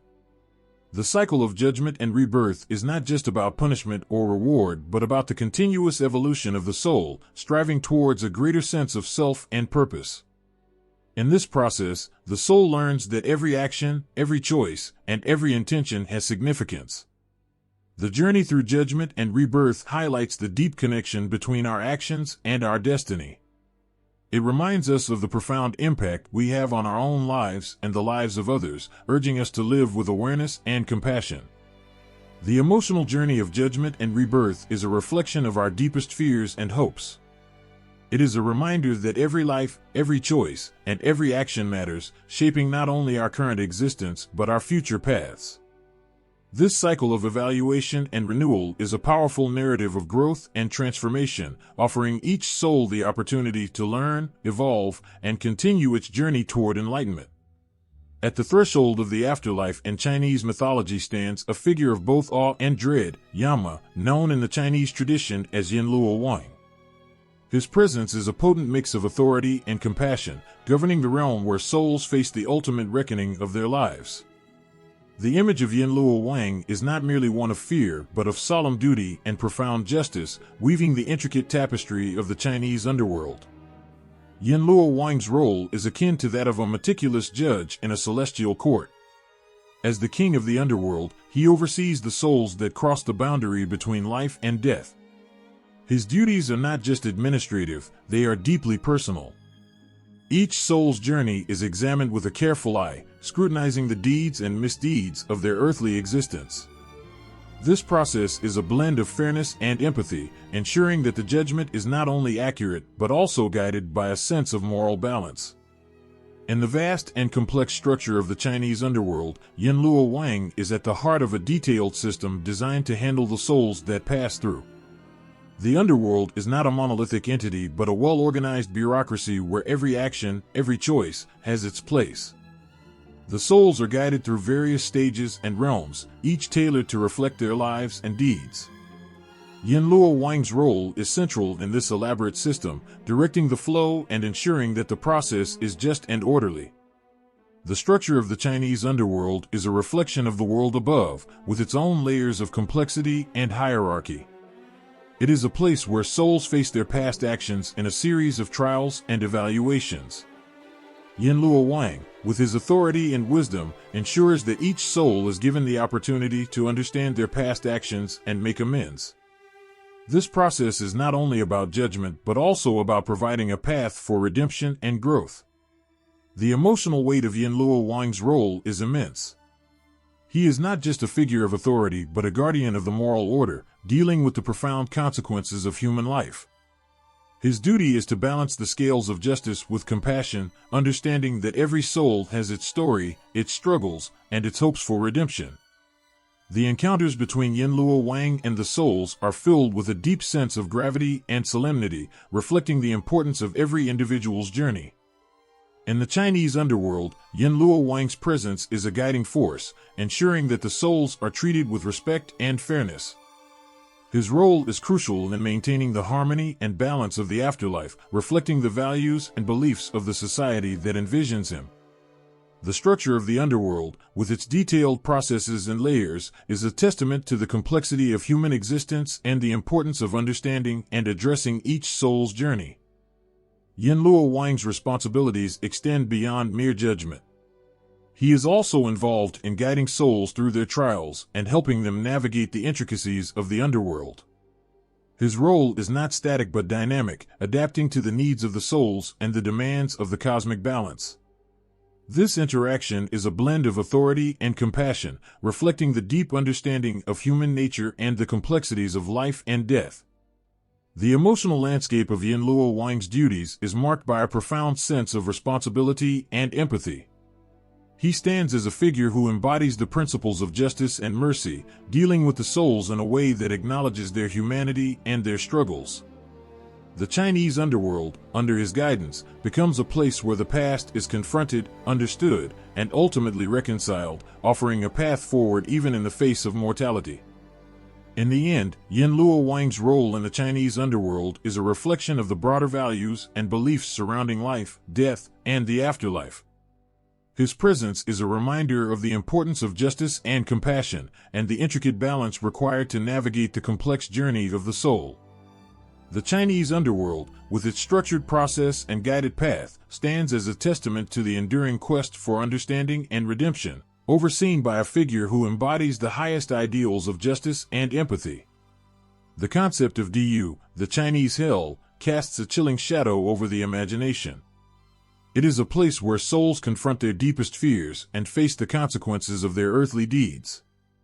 Diyu is not just a realm of punishment but a complex and intricate system of justice designed to address every action, every choice made in life. It stands as a profound reflection of the moral values and spiritual beliefs of Chinese culture. Diyu is depicted as a vast and labyrinthine underworld, filled with various levels and chambers, each representing different aspects of suffering and redemption. This hell is a place where the concept of justice is meticulously enacted, ensuring that every soul receives the treatment that matches their actions on earth. The atmosphere is suffused with an eerie silence, broken only by the occasional wail of lost souls and the relentless echo of their trials.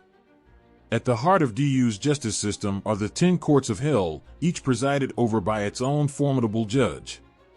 These courts are not merely places of punishment but are structured to serve as a thorough examination of a soul's deeds. Each court deals with different kinds of sins and transgressions, reflecting the intricate and nuanced approach to justice in Chinese mythology. The first court is presided over by the judge of the first court, who examines the basic sins and shortcomings of souls. This initial judgment is crucial as it sets the tone for the soul's subsequent journey through DU. The judge's role is to discern the gravity of the sins committed and to determine the appropriate level of punishment or purification needed. The second court deals with more specific offenses, focusing on crimes against family and community. Souls are confronted with the impact of their actions on others, facing trials that reflect the pain and suffering they have caused. The judge of the second court ensures that these social transgressions are addressed with a focus on restoring balance and justice. The third court is concerned with sins related to greed and dishonesty. Souls who have lived lives driven by selfishness and deceit face trials that mirror the consequences of their actions. The judge of the third court presides over these cases with a keen sense of fairness, ensuring that each soul comprehends the impact of their greed and deceit. The fourth court examines crimes related to violence and cruelty.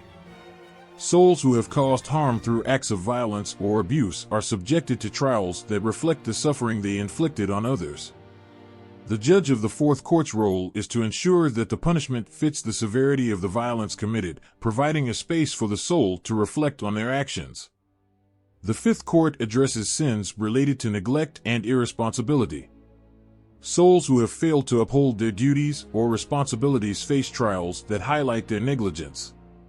The judge of the fifth court deals with these cases by emphasizing the importance of responsibility and the impact of neglect on others. The sixth court focuses on offenses related to falsehood and betrayal. Souls who have betrayed trust or spread falsehoods confront the consequences of their actions in this court. The judge of the sixth court's task is to address these breaches of trust and to ensure that the soul understands the gravity of their betrayal. The seventh court deals with crimes related to excess and indulgence. Souls who have lived lives of excess or overindulgence face trials that reflect the consequences of their actions. The judge of the seventh court ensures that these souls come to terms with the impacts of their excesses and learn the value of moderation. The eighth court examines sins related to disrespect and dishonor. Souls who have disrespected others or acted dishonorably face trials that reflect the consequences of their behavior.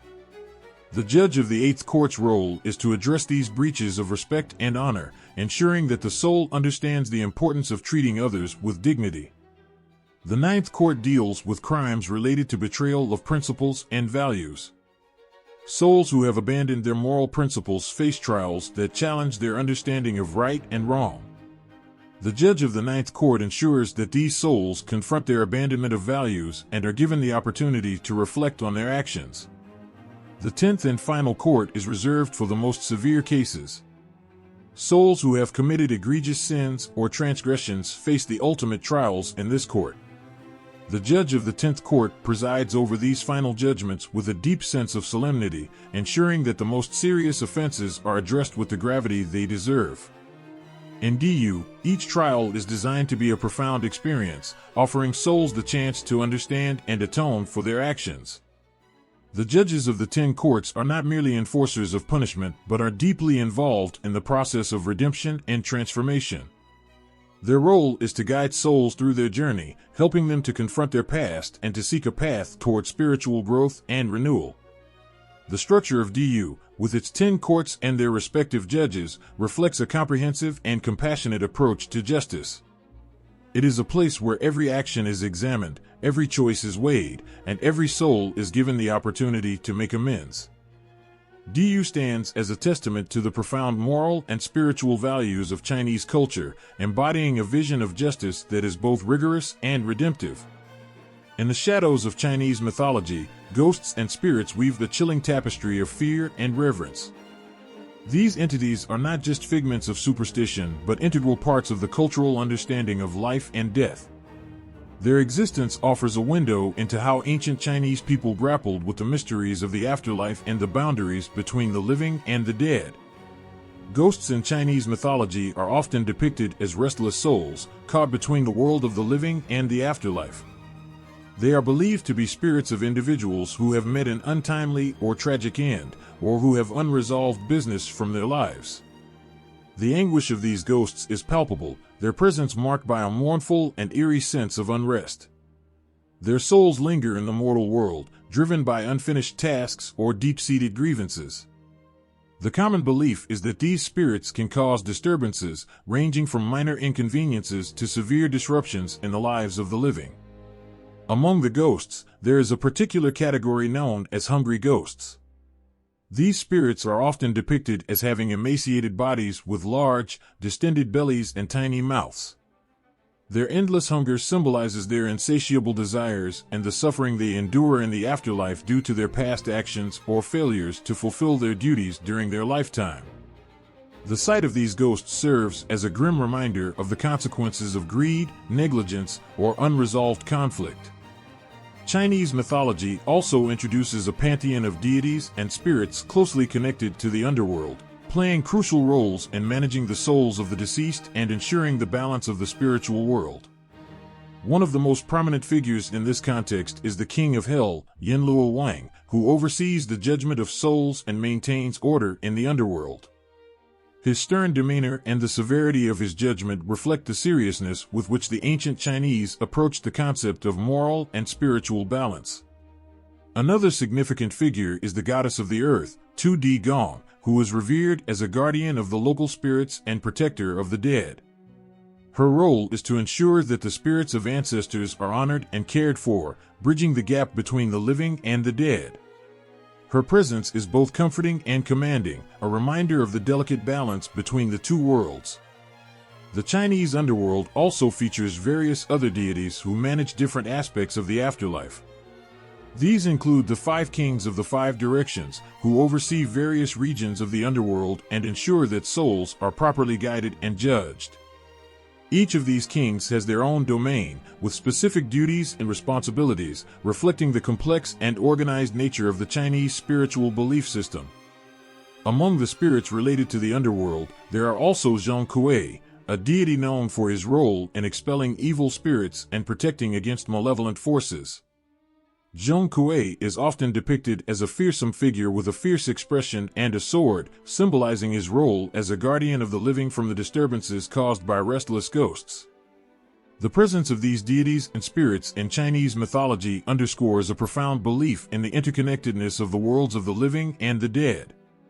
The rituals and offerings made to these spirits reflect a deep respect and fear of the unknown, as well as a desire to maintain harmony and balance between the two realms.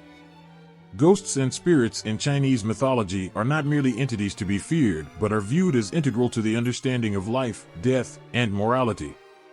They embody the cultural values and spiritual beliefs of the ancient Chinese, offering insights into their views on justice, respect for ancestors, and the consequences of human actions. Their stories and the deities that interact with them remind us of the delicate balance between the living and the dead, and the enduring impact of our actions on both worlds.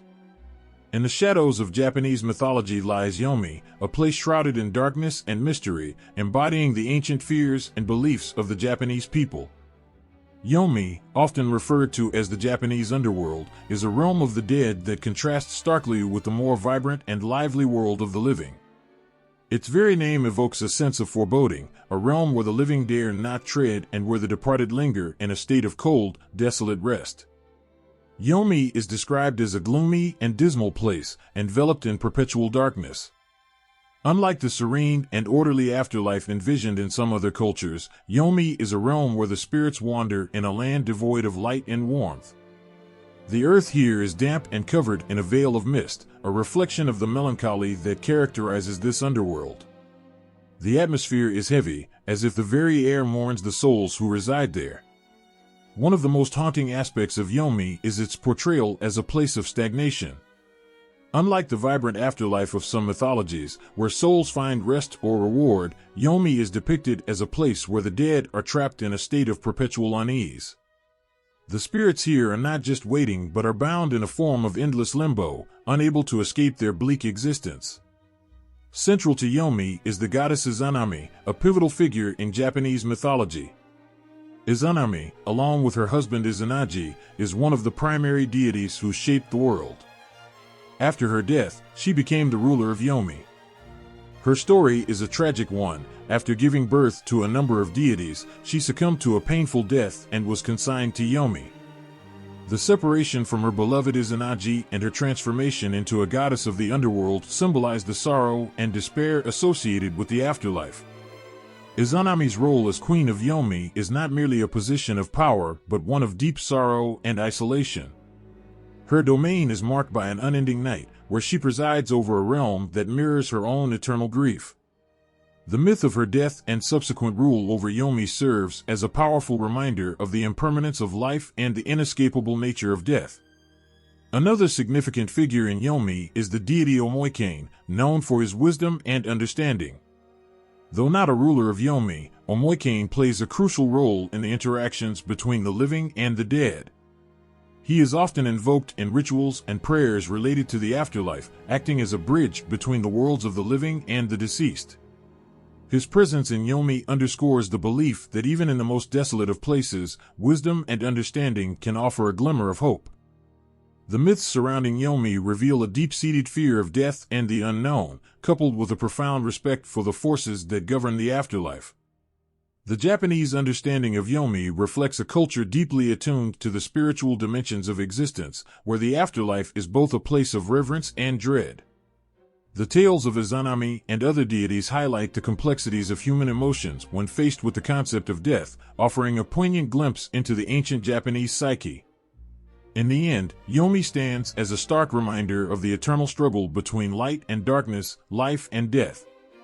It is a place where the dead reside in a state of uneasy rest, and where the shadows of their past lives linger on.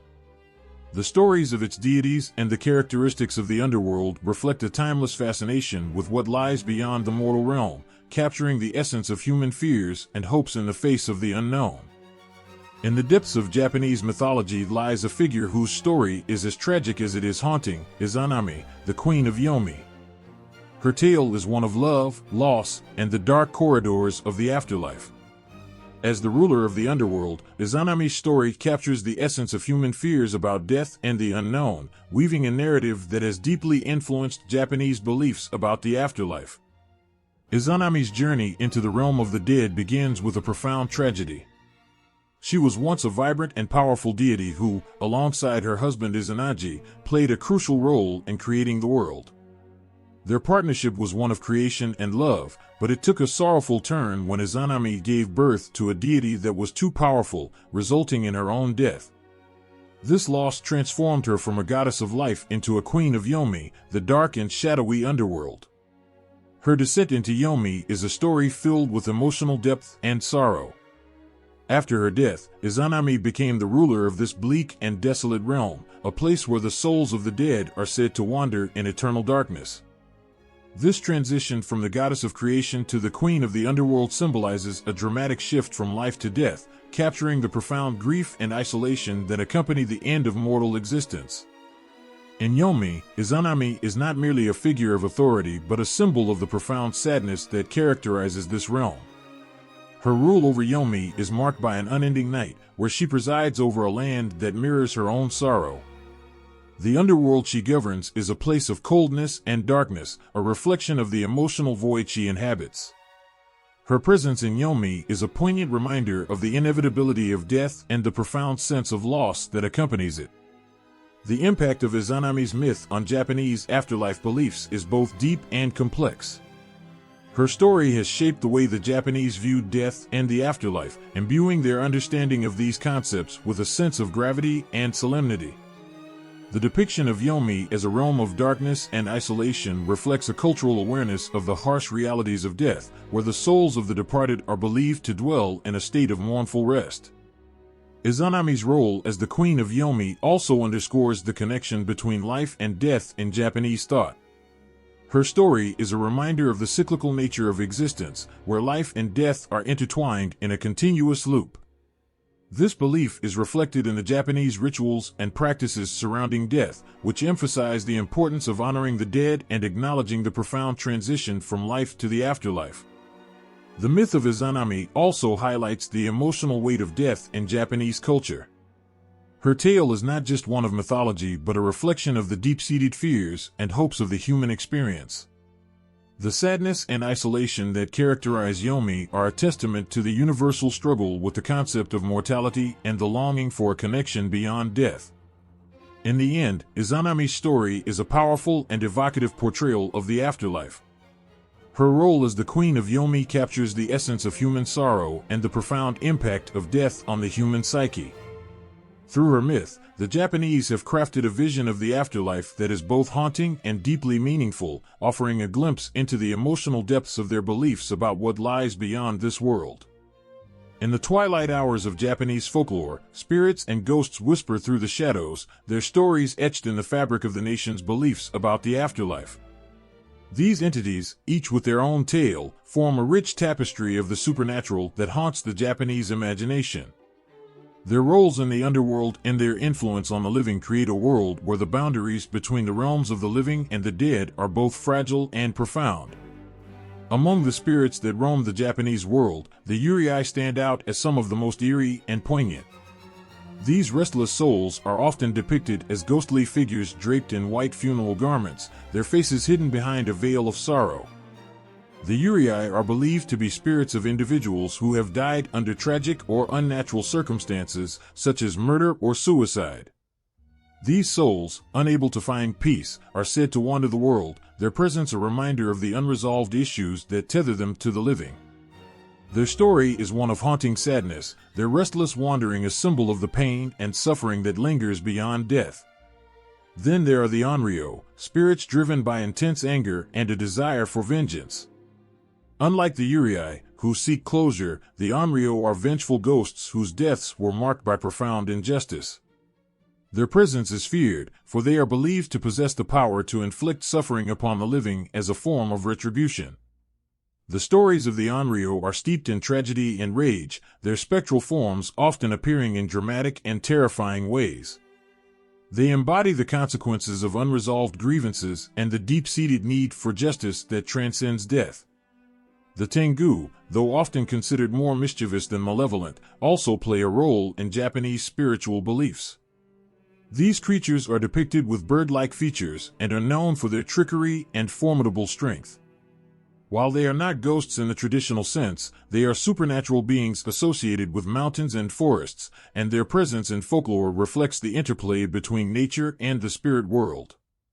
The Tengu's role in the underworld is more about the interaction between the living and the supernatural, highlighting how nature and spirituality are intertwined in Japanese beliefs. Among the various types of spirits, the Kappa stands out as a unique entity that straddles the line between malevolent and benign.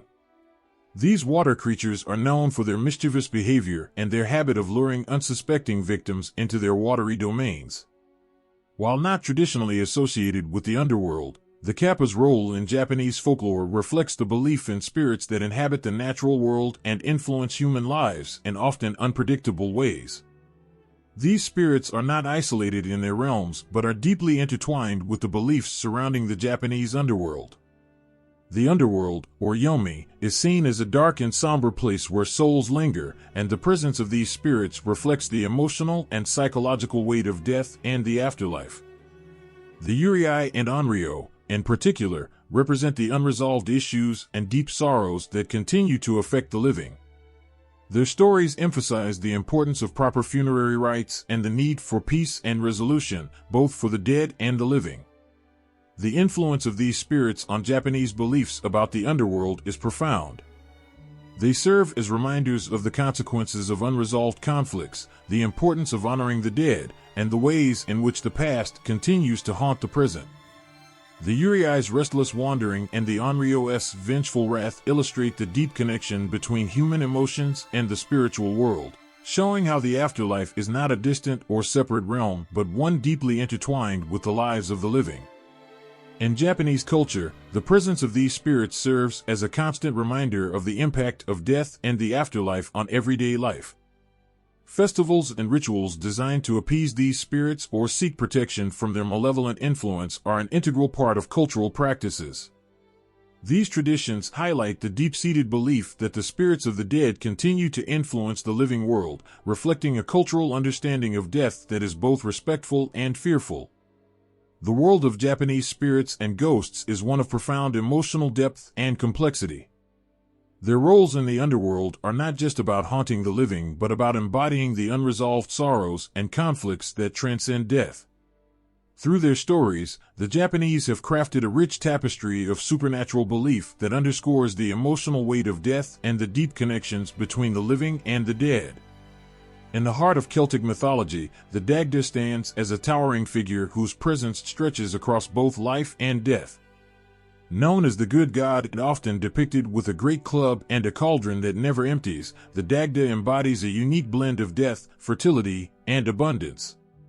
His role in the afterlife and his connections with other Celtic deities paint a portrait of a god whose influence is as profound as it is multifaceted. The Dagda's association with the afterlife is not one of mere oversight but of active participation in the cycle of existence.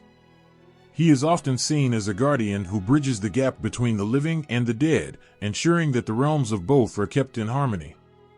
In the ancient Celtic world, death was not viewed as an end but as a transition to another state of being. The Dagda, with his profound wisdom and unmatched power, presides over this transition, guiding souls with a sense of calm authority.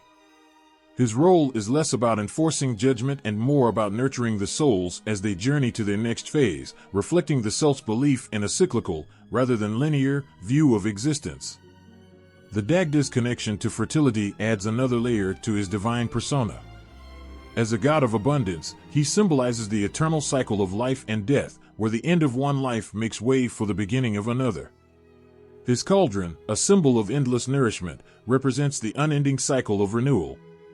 In Celtic belief, fertility was not limited to the earth alone but extended to the spirit world, where the Dagda's influence ensured that life and death were intricately connected. This connection underscores the idea that the afterlife is not a barren void but a fertile ground where the seeds of new existence are sown. His role is further highlighted by his interactions with other deities of the Celtic pantheon. The Dagda's relationships with figures such as the Morrigan and Bridget illustrate a network of divine responsibilities that intertwine the realms of the living and the dead.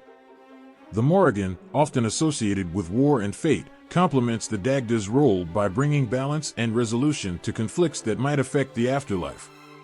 Together, they embody a dynamic interplay between life's struggles and the peace of death. Similarly, Bridget, the goddess of healing, poetry, and fertility, aligns with the Dagda's themes of renewal and rebirth, emphasizing the interconnectedness of all aspects of existence. The Dagda's influence in the afterlife is not just about overseeing death, but about ensuring that the souls transition into their new state with dignity and care.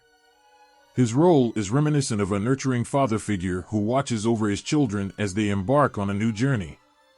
In this way, the Dagda represents the comforting presence that guides and supports the souls of the departed, making their journey smoother and their transition less daunting. In Celtic mythology, the afterlife is not a place of punishment or despair, but one of continued existence and transformation. The Dagda's presence in this realm reflects this belief, highlighting a view of death that is more about transformation and renewal than finality. His role ensures that the process of death is infused with the same care and abundance that characterize his dealings with the living. The connection between the Dagda and other Celtic deities underscores a vision of the divine that is holistic and interconnected. The Celtic pantheon is not made up of isolated figures, but of deities whose roles and relationships overlap and complement each other. The Dagda's interactions with gods like the Morrigan and Bridget demonstrate how the divine forces work together to maintain the balance of the world, both in life and in death. This interconnectedness highlights a divine order where every aspect of existence, from fertility to the afterlife, is managed with care and wisdom. In the world of Celtic mythology, the Dagda stands as a symbol of the enduring cycle of life and death. His role in the afterlife, combined with his associations with fertility and abundance, paints a picture of a god who governs not just the end of life, but the seamless transition to a new phase of existence. Through his divine presence, the Dagda ensures that the journey from life to death is not one of fear or despair, but of continuity and renewal, reflecting a belief in the eternal cycles that govern the natural and spiritual worlds. In the mystical embrace of Celtic mythology, the otherworld emerges as a place of profound mystery and enchantment, a realm that captivates the imagination with its promise of a reality beyond the ordinary. This enigmatic otherworld is not merely a distant, abstract concept but a vibrant, living dimension where the threads of life and death intertwine, revealing a rich tapestry of belief and wonder. The otherworld is often described as a land of eternal youth, beauty, and abundance, existing parallel to the world of the living. Unlike the grim vision of some afterlives, the Celtic otherworld is a place of endless joy and fulfillment. It's a realm where the boundaries between life and death blur, and where the departed live in a state of bliss, free from the troubles and pains of earthly existence. This place is not just a distant paradise, but a deeply intertwined part of the Celtic belief system, where the spirits of the dead find solace and where they continue to influence the world of the living. Key figures in this realm are as mesmerizing as the world they inhabit. The Tuatha De Danann, a group of deities and mythical ancestors, are central to the otherworld. They are seen as guardians of this magical realm, overseeing its eternal harmony and ensuring that its beauty remains untarnished. The leader of these deities, the Dagda, plays a significant role in maintaining the balance and abundance of the otherworld, reflecting his influence in both life and death. Other prominent figures include the goddess Ain, associated with the summer solstice and the magical properties of the otherworld. Ain is known for her connection to fertility and abundance, and her presence in the otherworld ensures that it remains a place of perpetual growth and renewal. Her role underscores the belief that the otherworld is not just a resting place but a vibrant, active realm where life continues in a different form. The beliefs surrounding the otherworld reflect a view of death that is far from final. For the Celts, death is a transition into a state of existence that is just as rich and meaningful as life itself. The otherworld is seen as a continuation of the journey, where the soul experiences a new phase of existence characterized by peace and joy. This belief offers a comforting perspective on death, transforming it from a feared end into a revered passage to a place of eternal fulfillment. One of the most captivating aspects of the Celtic otherworld is its accessibility. Unlike many other mythological realms that are distant or difficult to reach, the otherworld is said to be just a step away from the world of the living. It can be accessed through sacred groves, ancient mounds, and mystical lakes, which act as gateways to this enchanting land. This proximity emphasizes the belief that the connection between life and the afterlife is not only close, but also an integral part of existence. The concept of the otherworld is intertwined with the belief in the power of the supernatural. The Celts saw the otherworld as a place where magic and mystery reign supreme, where the natural and supernatural worlds converge. This blending of realms reflects a view of existence that is fluid and interconnected, where the influence of the divine and the magical permeates every aspect of life and death. As with all things Celtic, the otherworld is deeply rooted in the cycles of nature. The changing seasons and the rhythms of life are mirrored in the experiences of the otherworld. The idea that the otherworld is a place of eternal youth and abundance connects to the natural cycles of renewal and growth, reinforcing the belief that death is not an end but a transformation that aligns with the natural order of things. In the Celtic view, the afterlife is not a place of punishment or despair but one of continuity and transformation. The otherworld stands as a testament to this belief, offering a vision of death that is both beautiful and reassuring. It is a place where the soul finds peace and fulfillment, continuing its journey in a realm where time stands still and the wonders of life persist. The otherworld and its key figures embody a vision of the afterlife that is deeply intertwined with the natural world and the cycles of life. It offers a view of death that is comforting and inspiring, transforming the end of life into a passage to a place of eternal beauty and joy. Through its vibrant mythology and enchanting beliefs, the otherworld captures the essence of the Celtic understanding of existence, where the lines between life and death are gracefully blurred, and where the journey continues in a realm of endless wonder. In the shadows of ancient belief systems, gods of the underworld hold a place both eerie and profound. Across cultures, these deities embody the mysteries of death and the afterlife, serving as custodians of the realms that lie beyond life. Their roles, while deeply rooted in the cultural contexts from which they arise, reveal striking similarities and powerful differences that touch the core of human experience and fear. In Greek mythology, Hades reigns over the underworld with a solemn and unyielding authority. His presence is as imposing as the realm he governs, a shadowy domain where souls wander, judged and placed in one of the many sections of the afterlife. Hades is both feared and respected, his role as a god of the dead marking him as a stern and impartial overseer. He is not a deity who punishes for pleasure, but one who maintains the balance of the souls that pass through his domain. His realm reflects his character, dark, complex, and unyielding.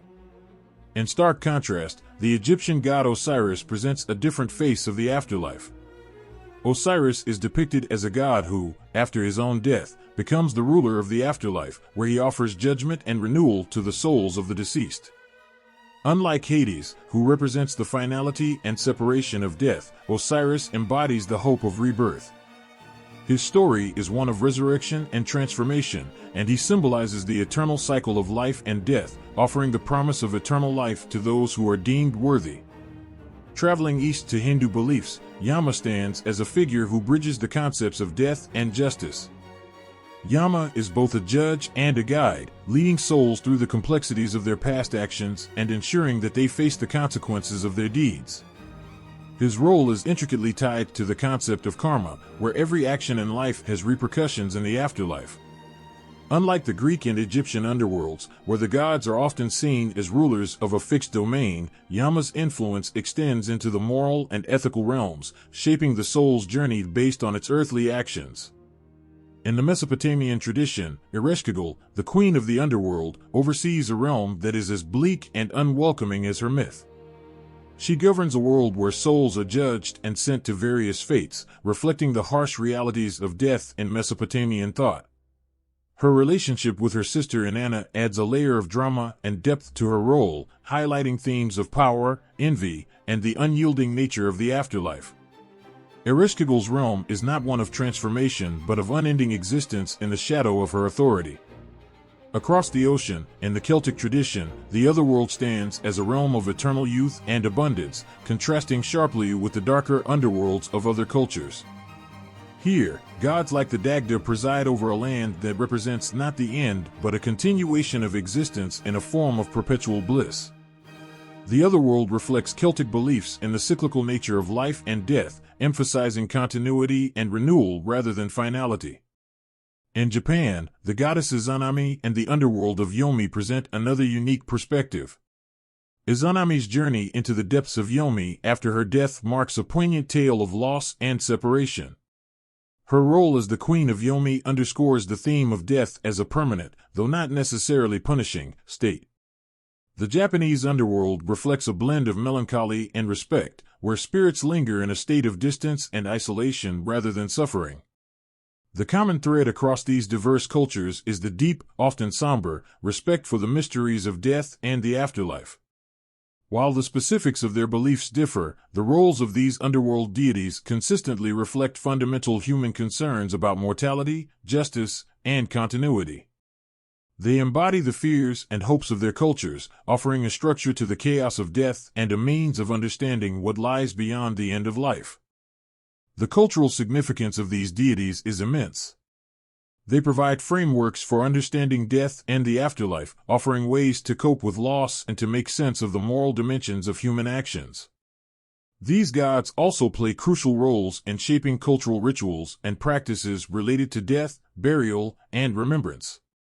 Through their stories, myths, and the realms they govern, they reveal the universal human struggle to comprehend and navigate the unknown territory of the afterlife.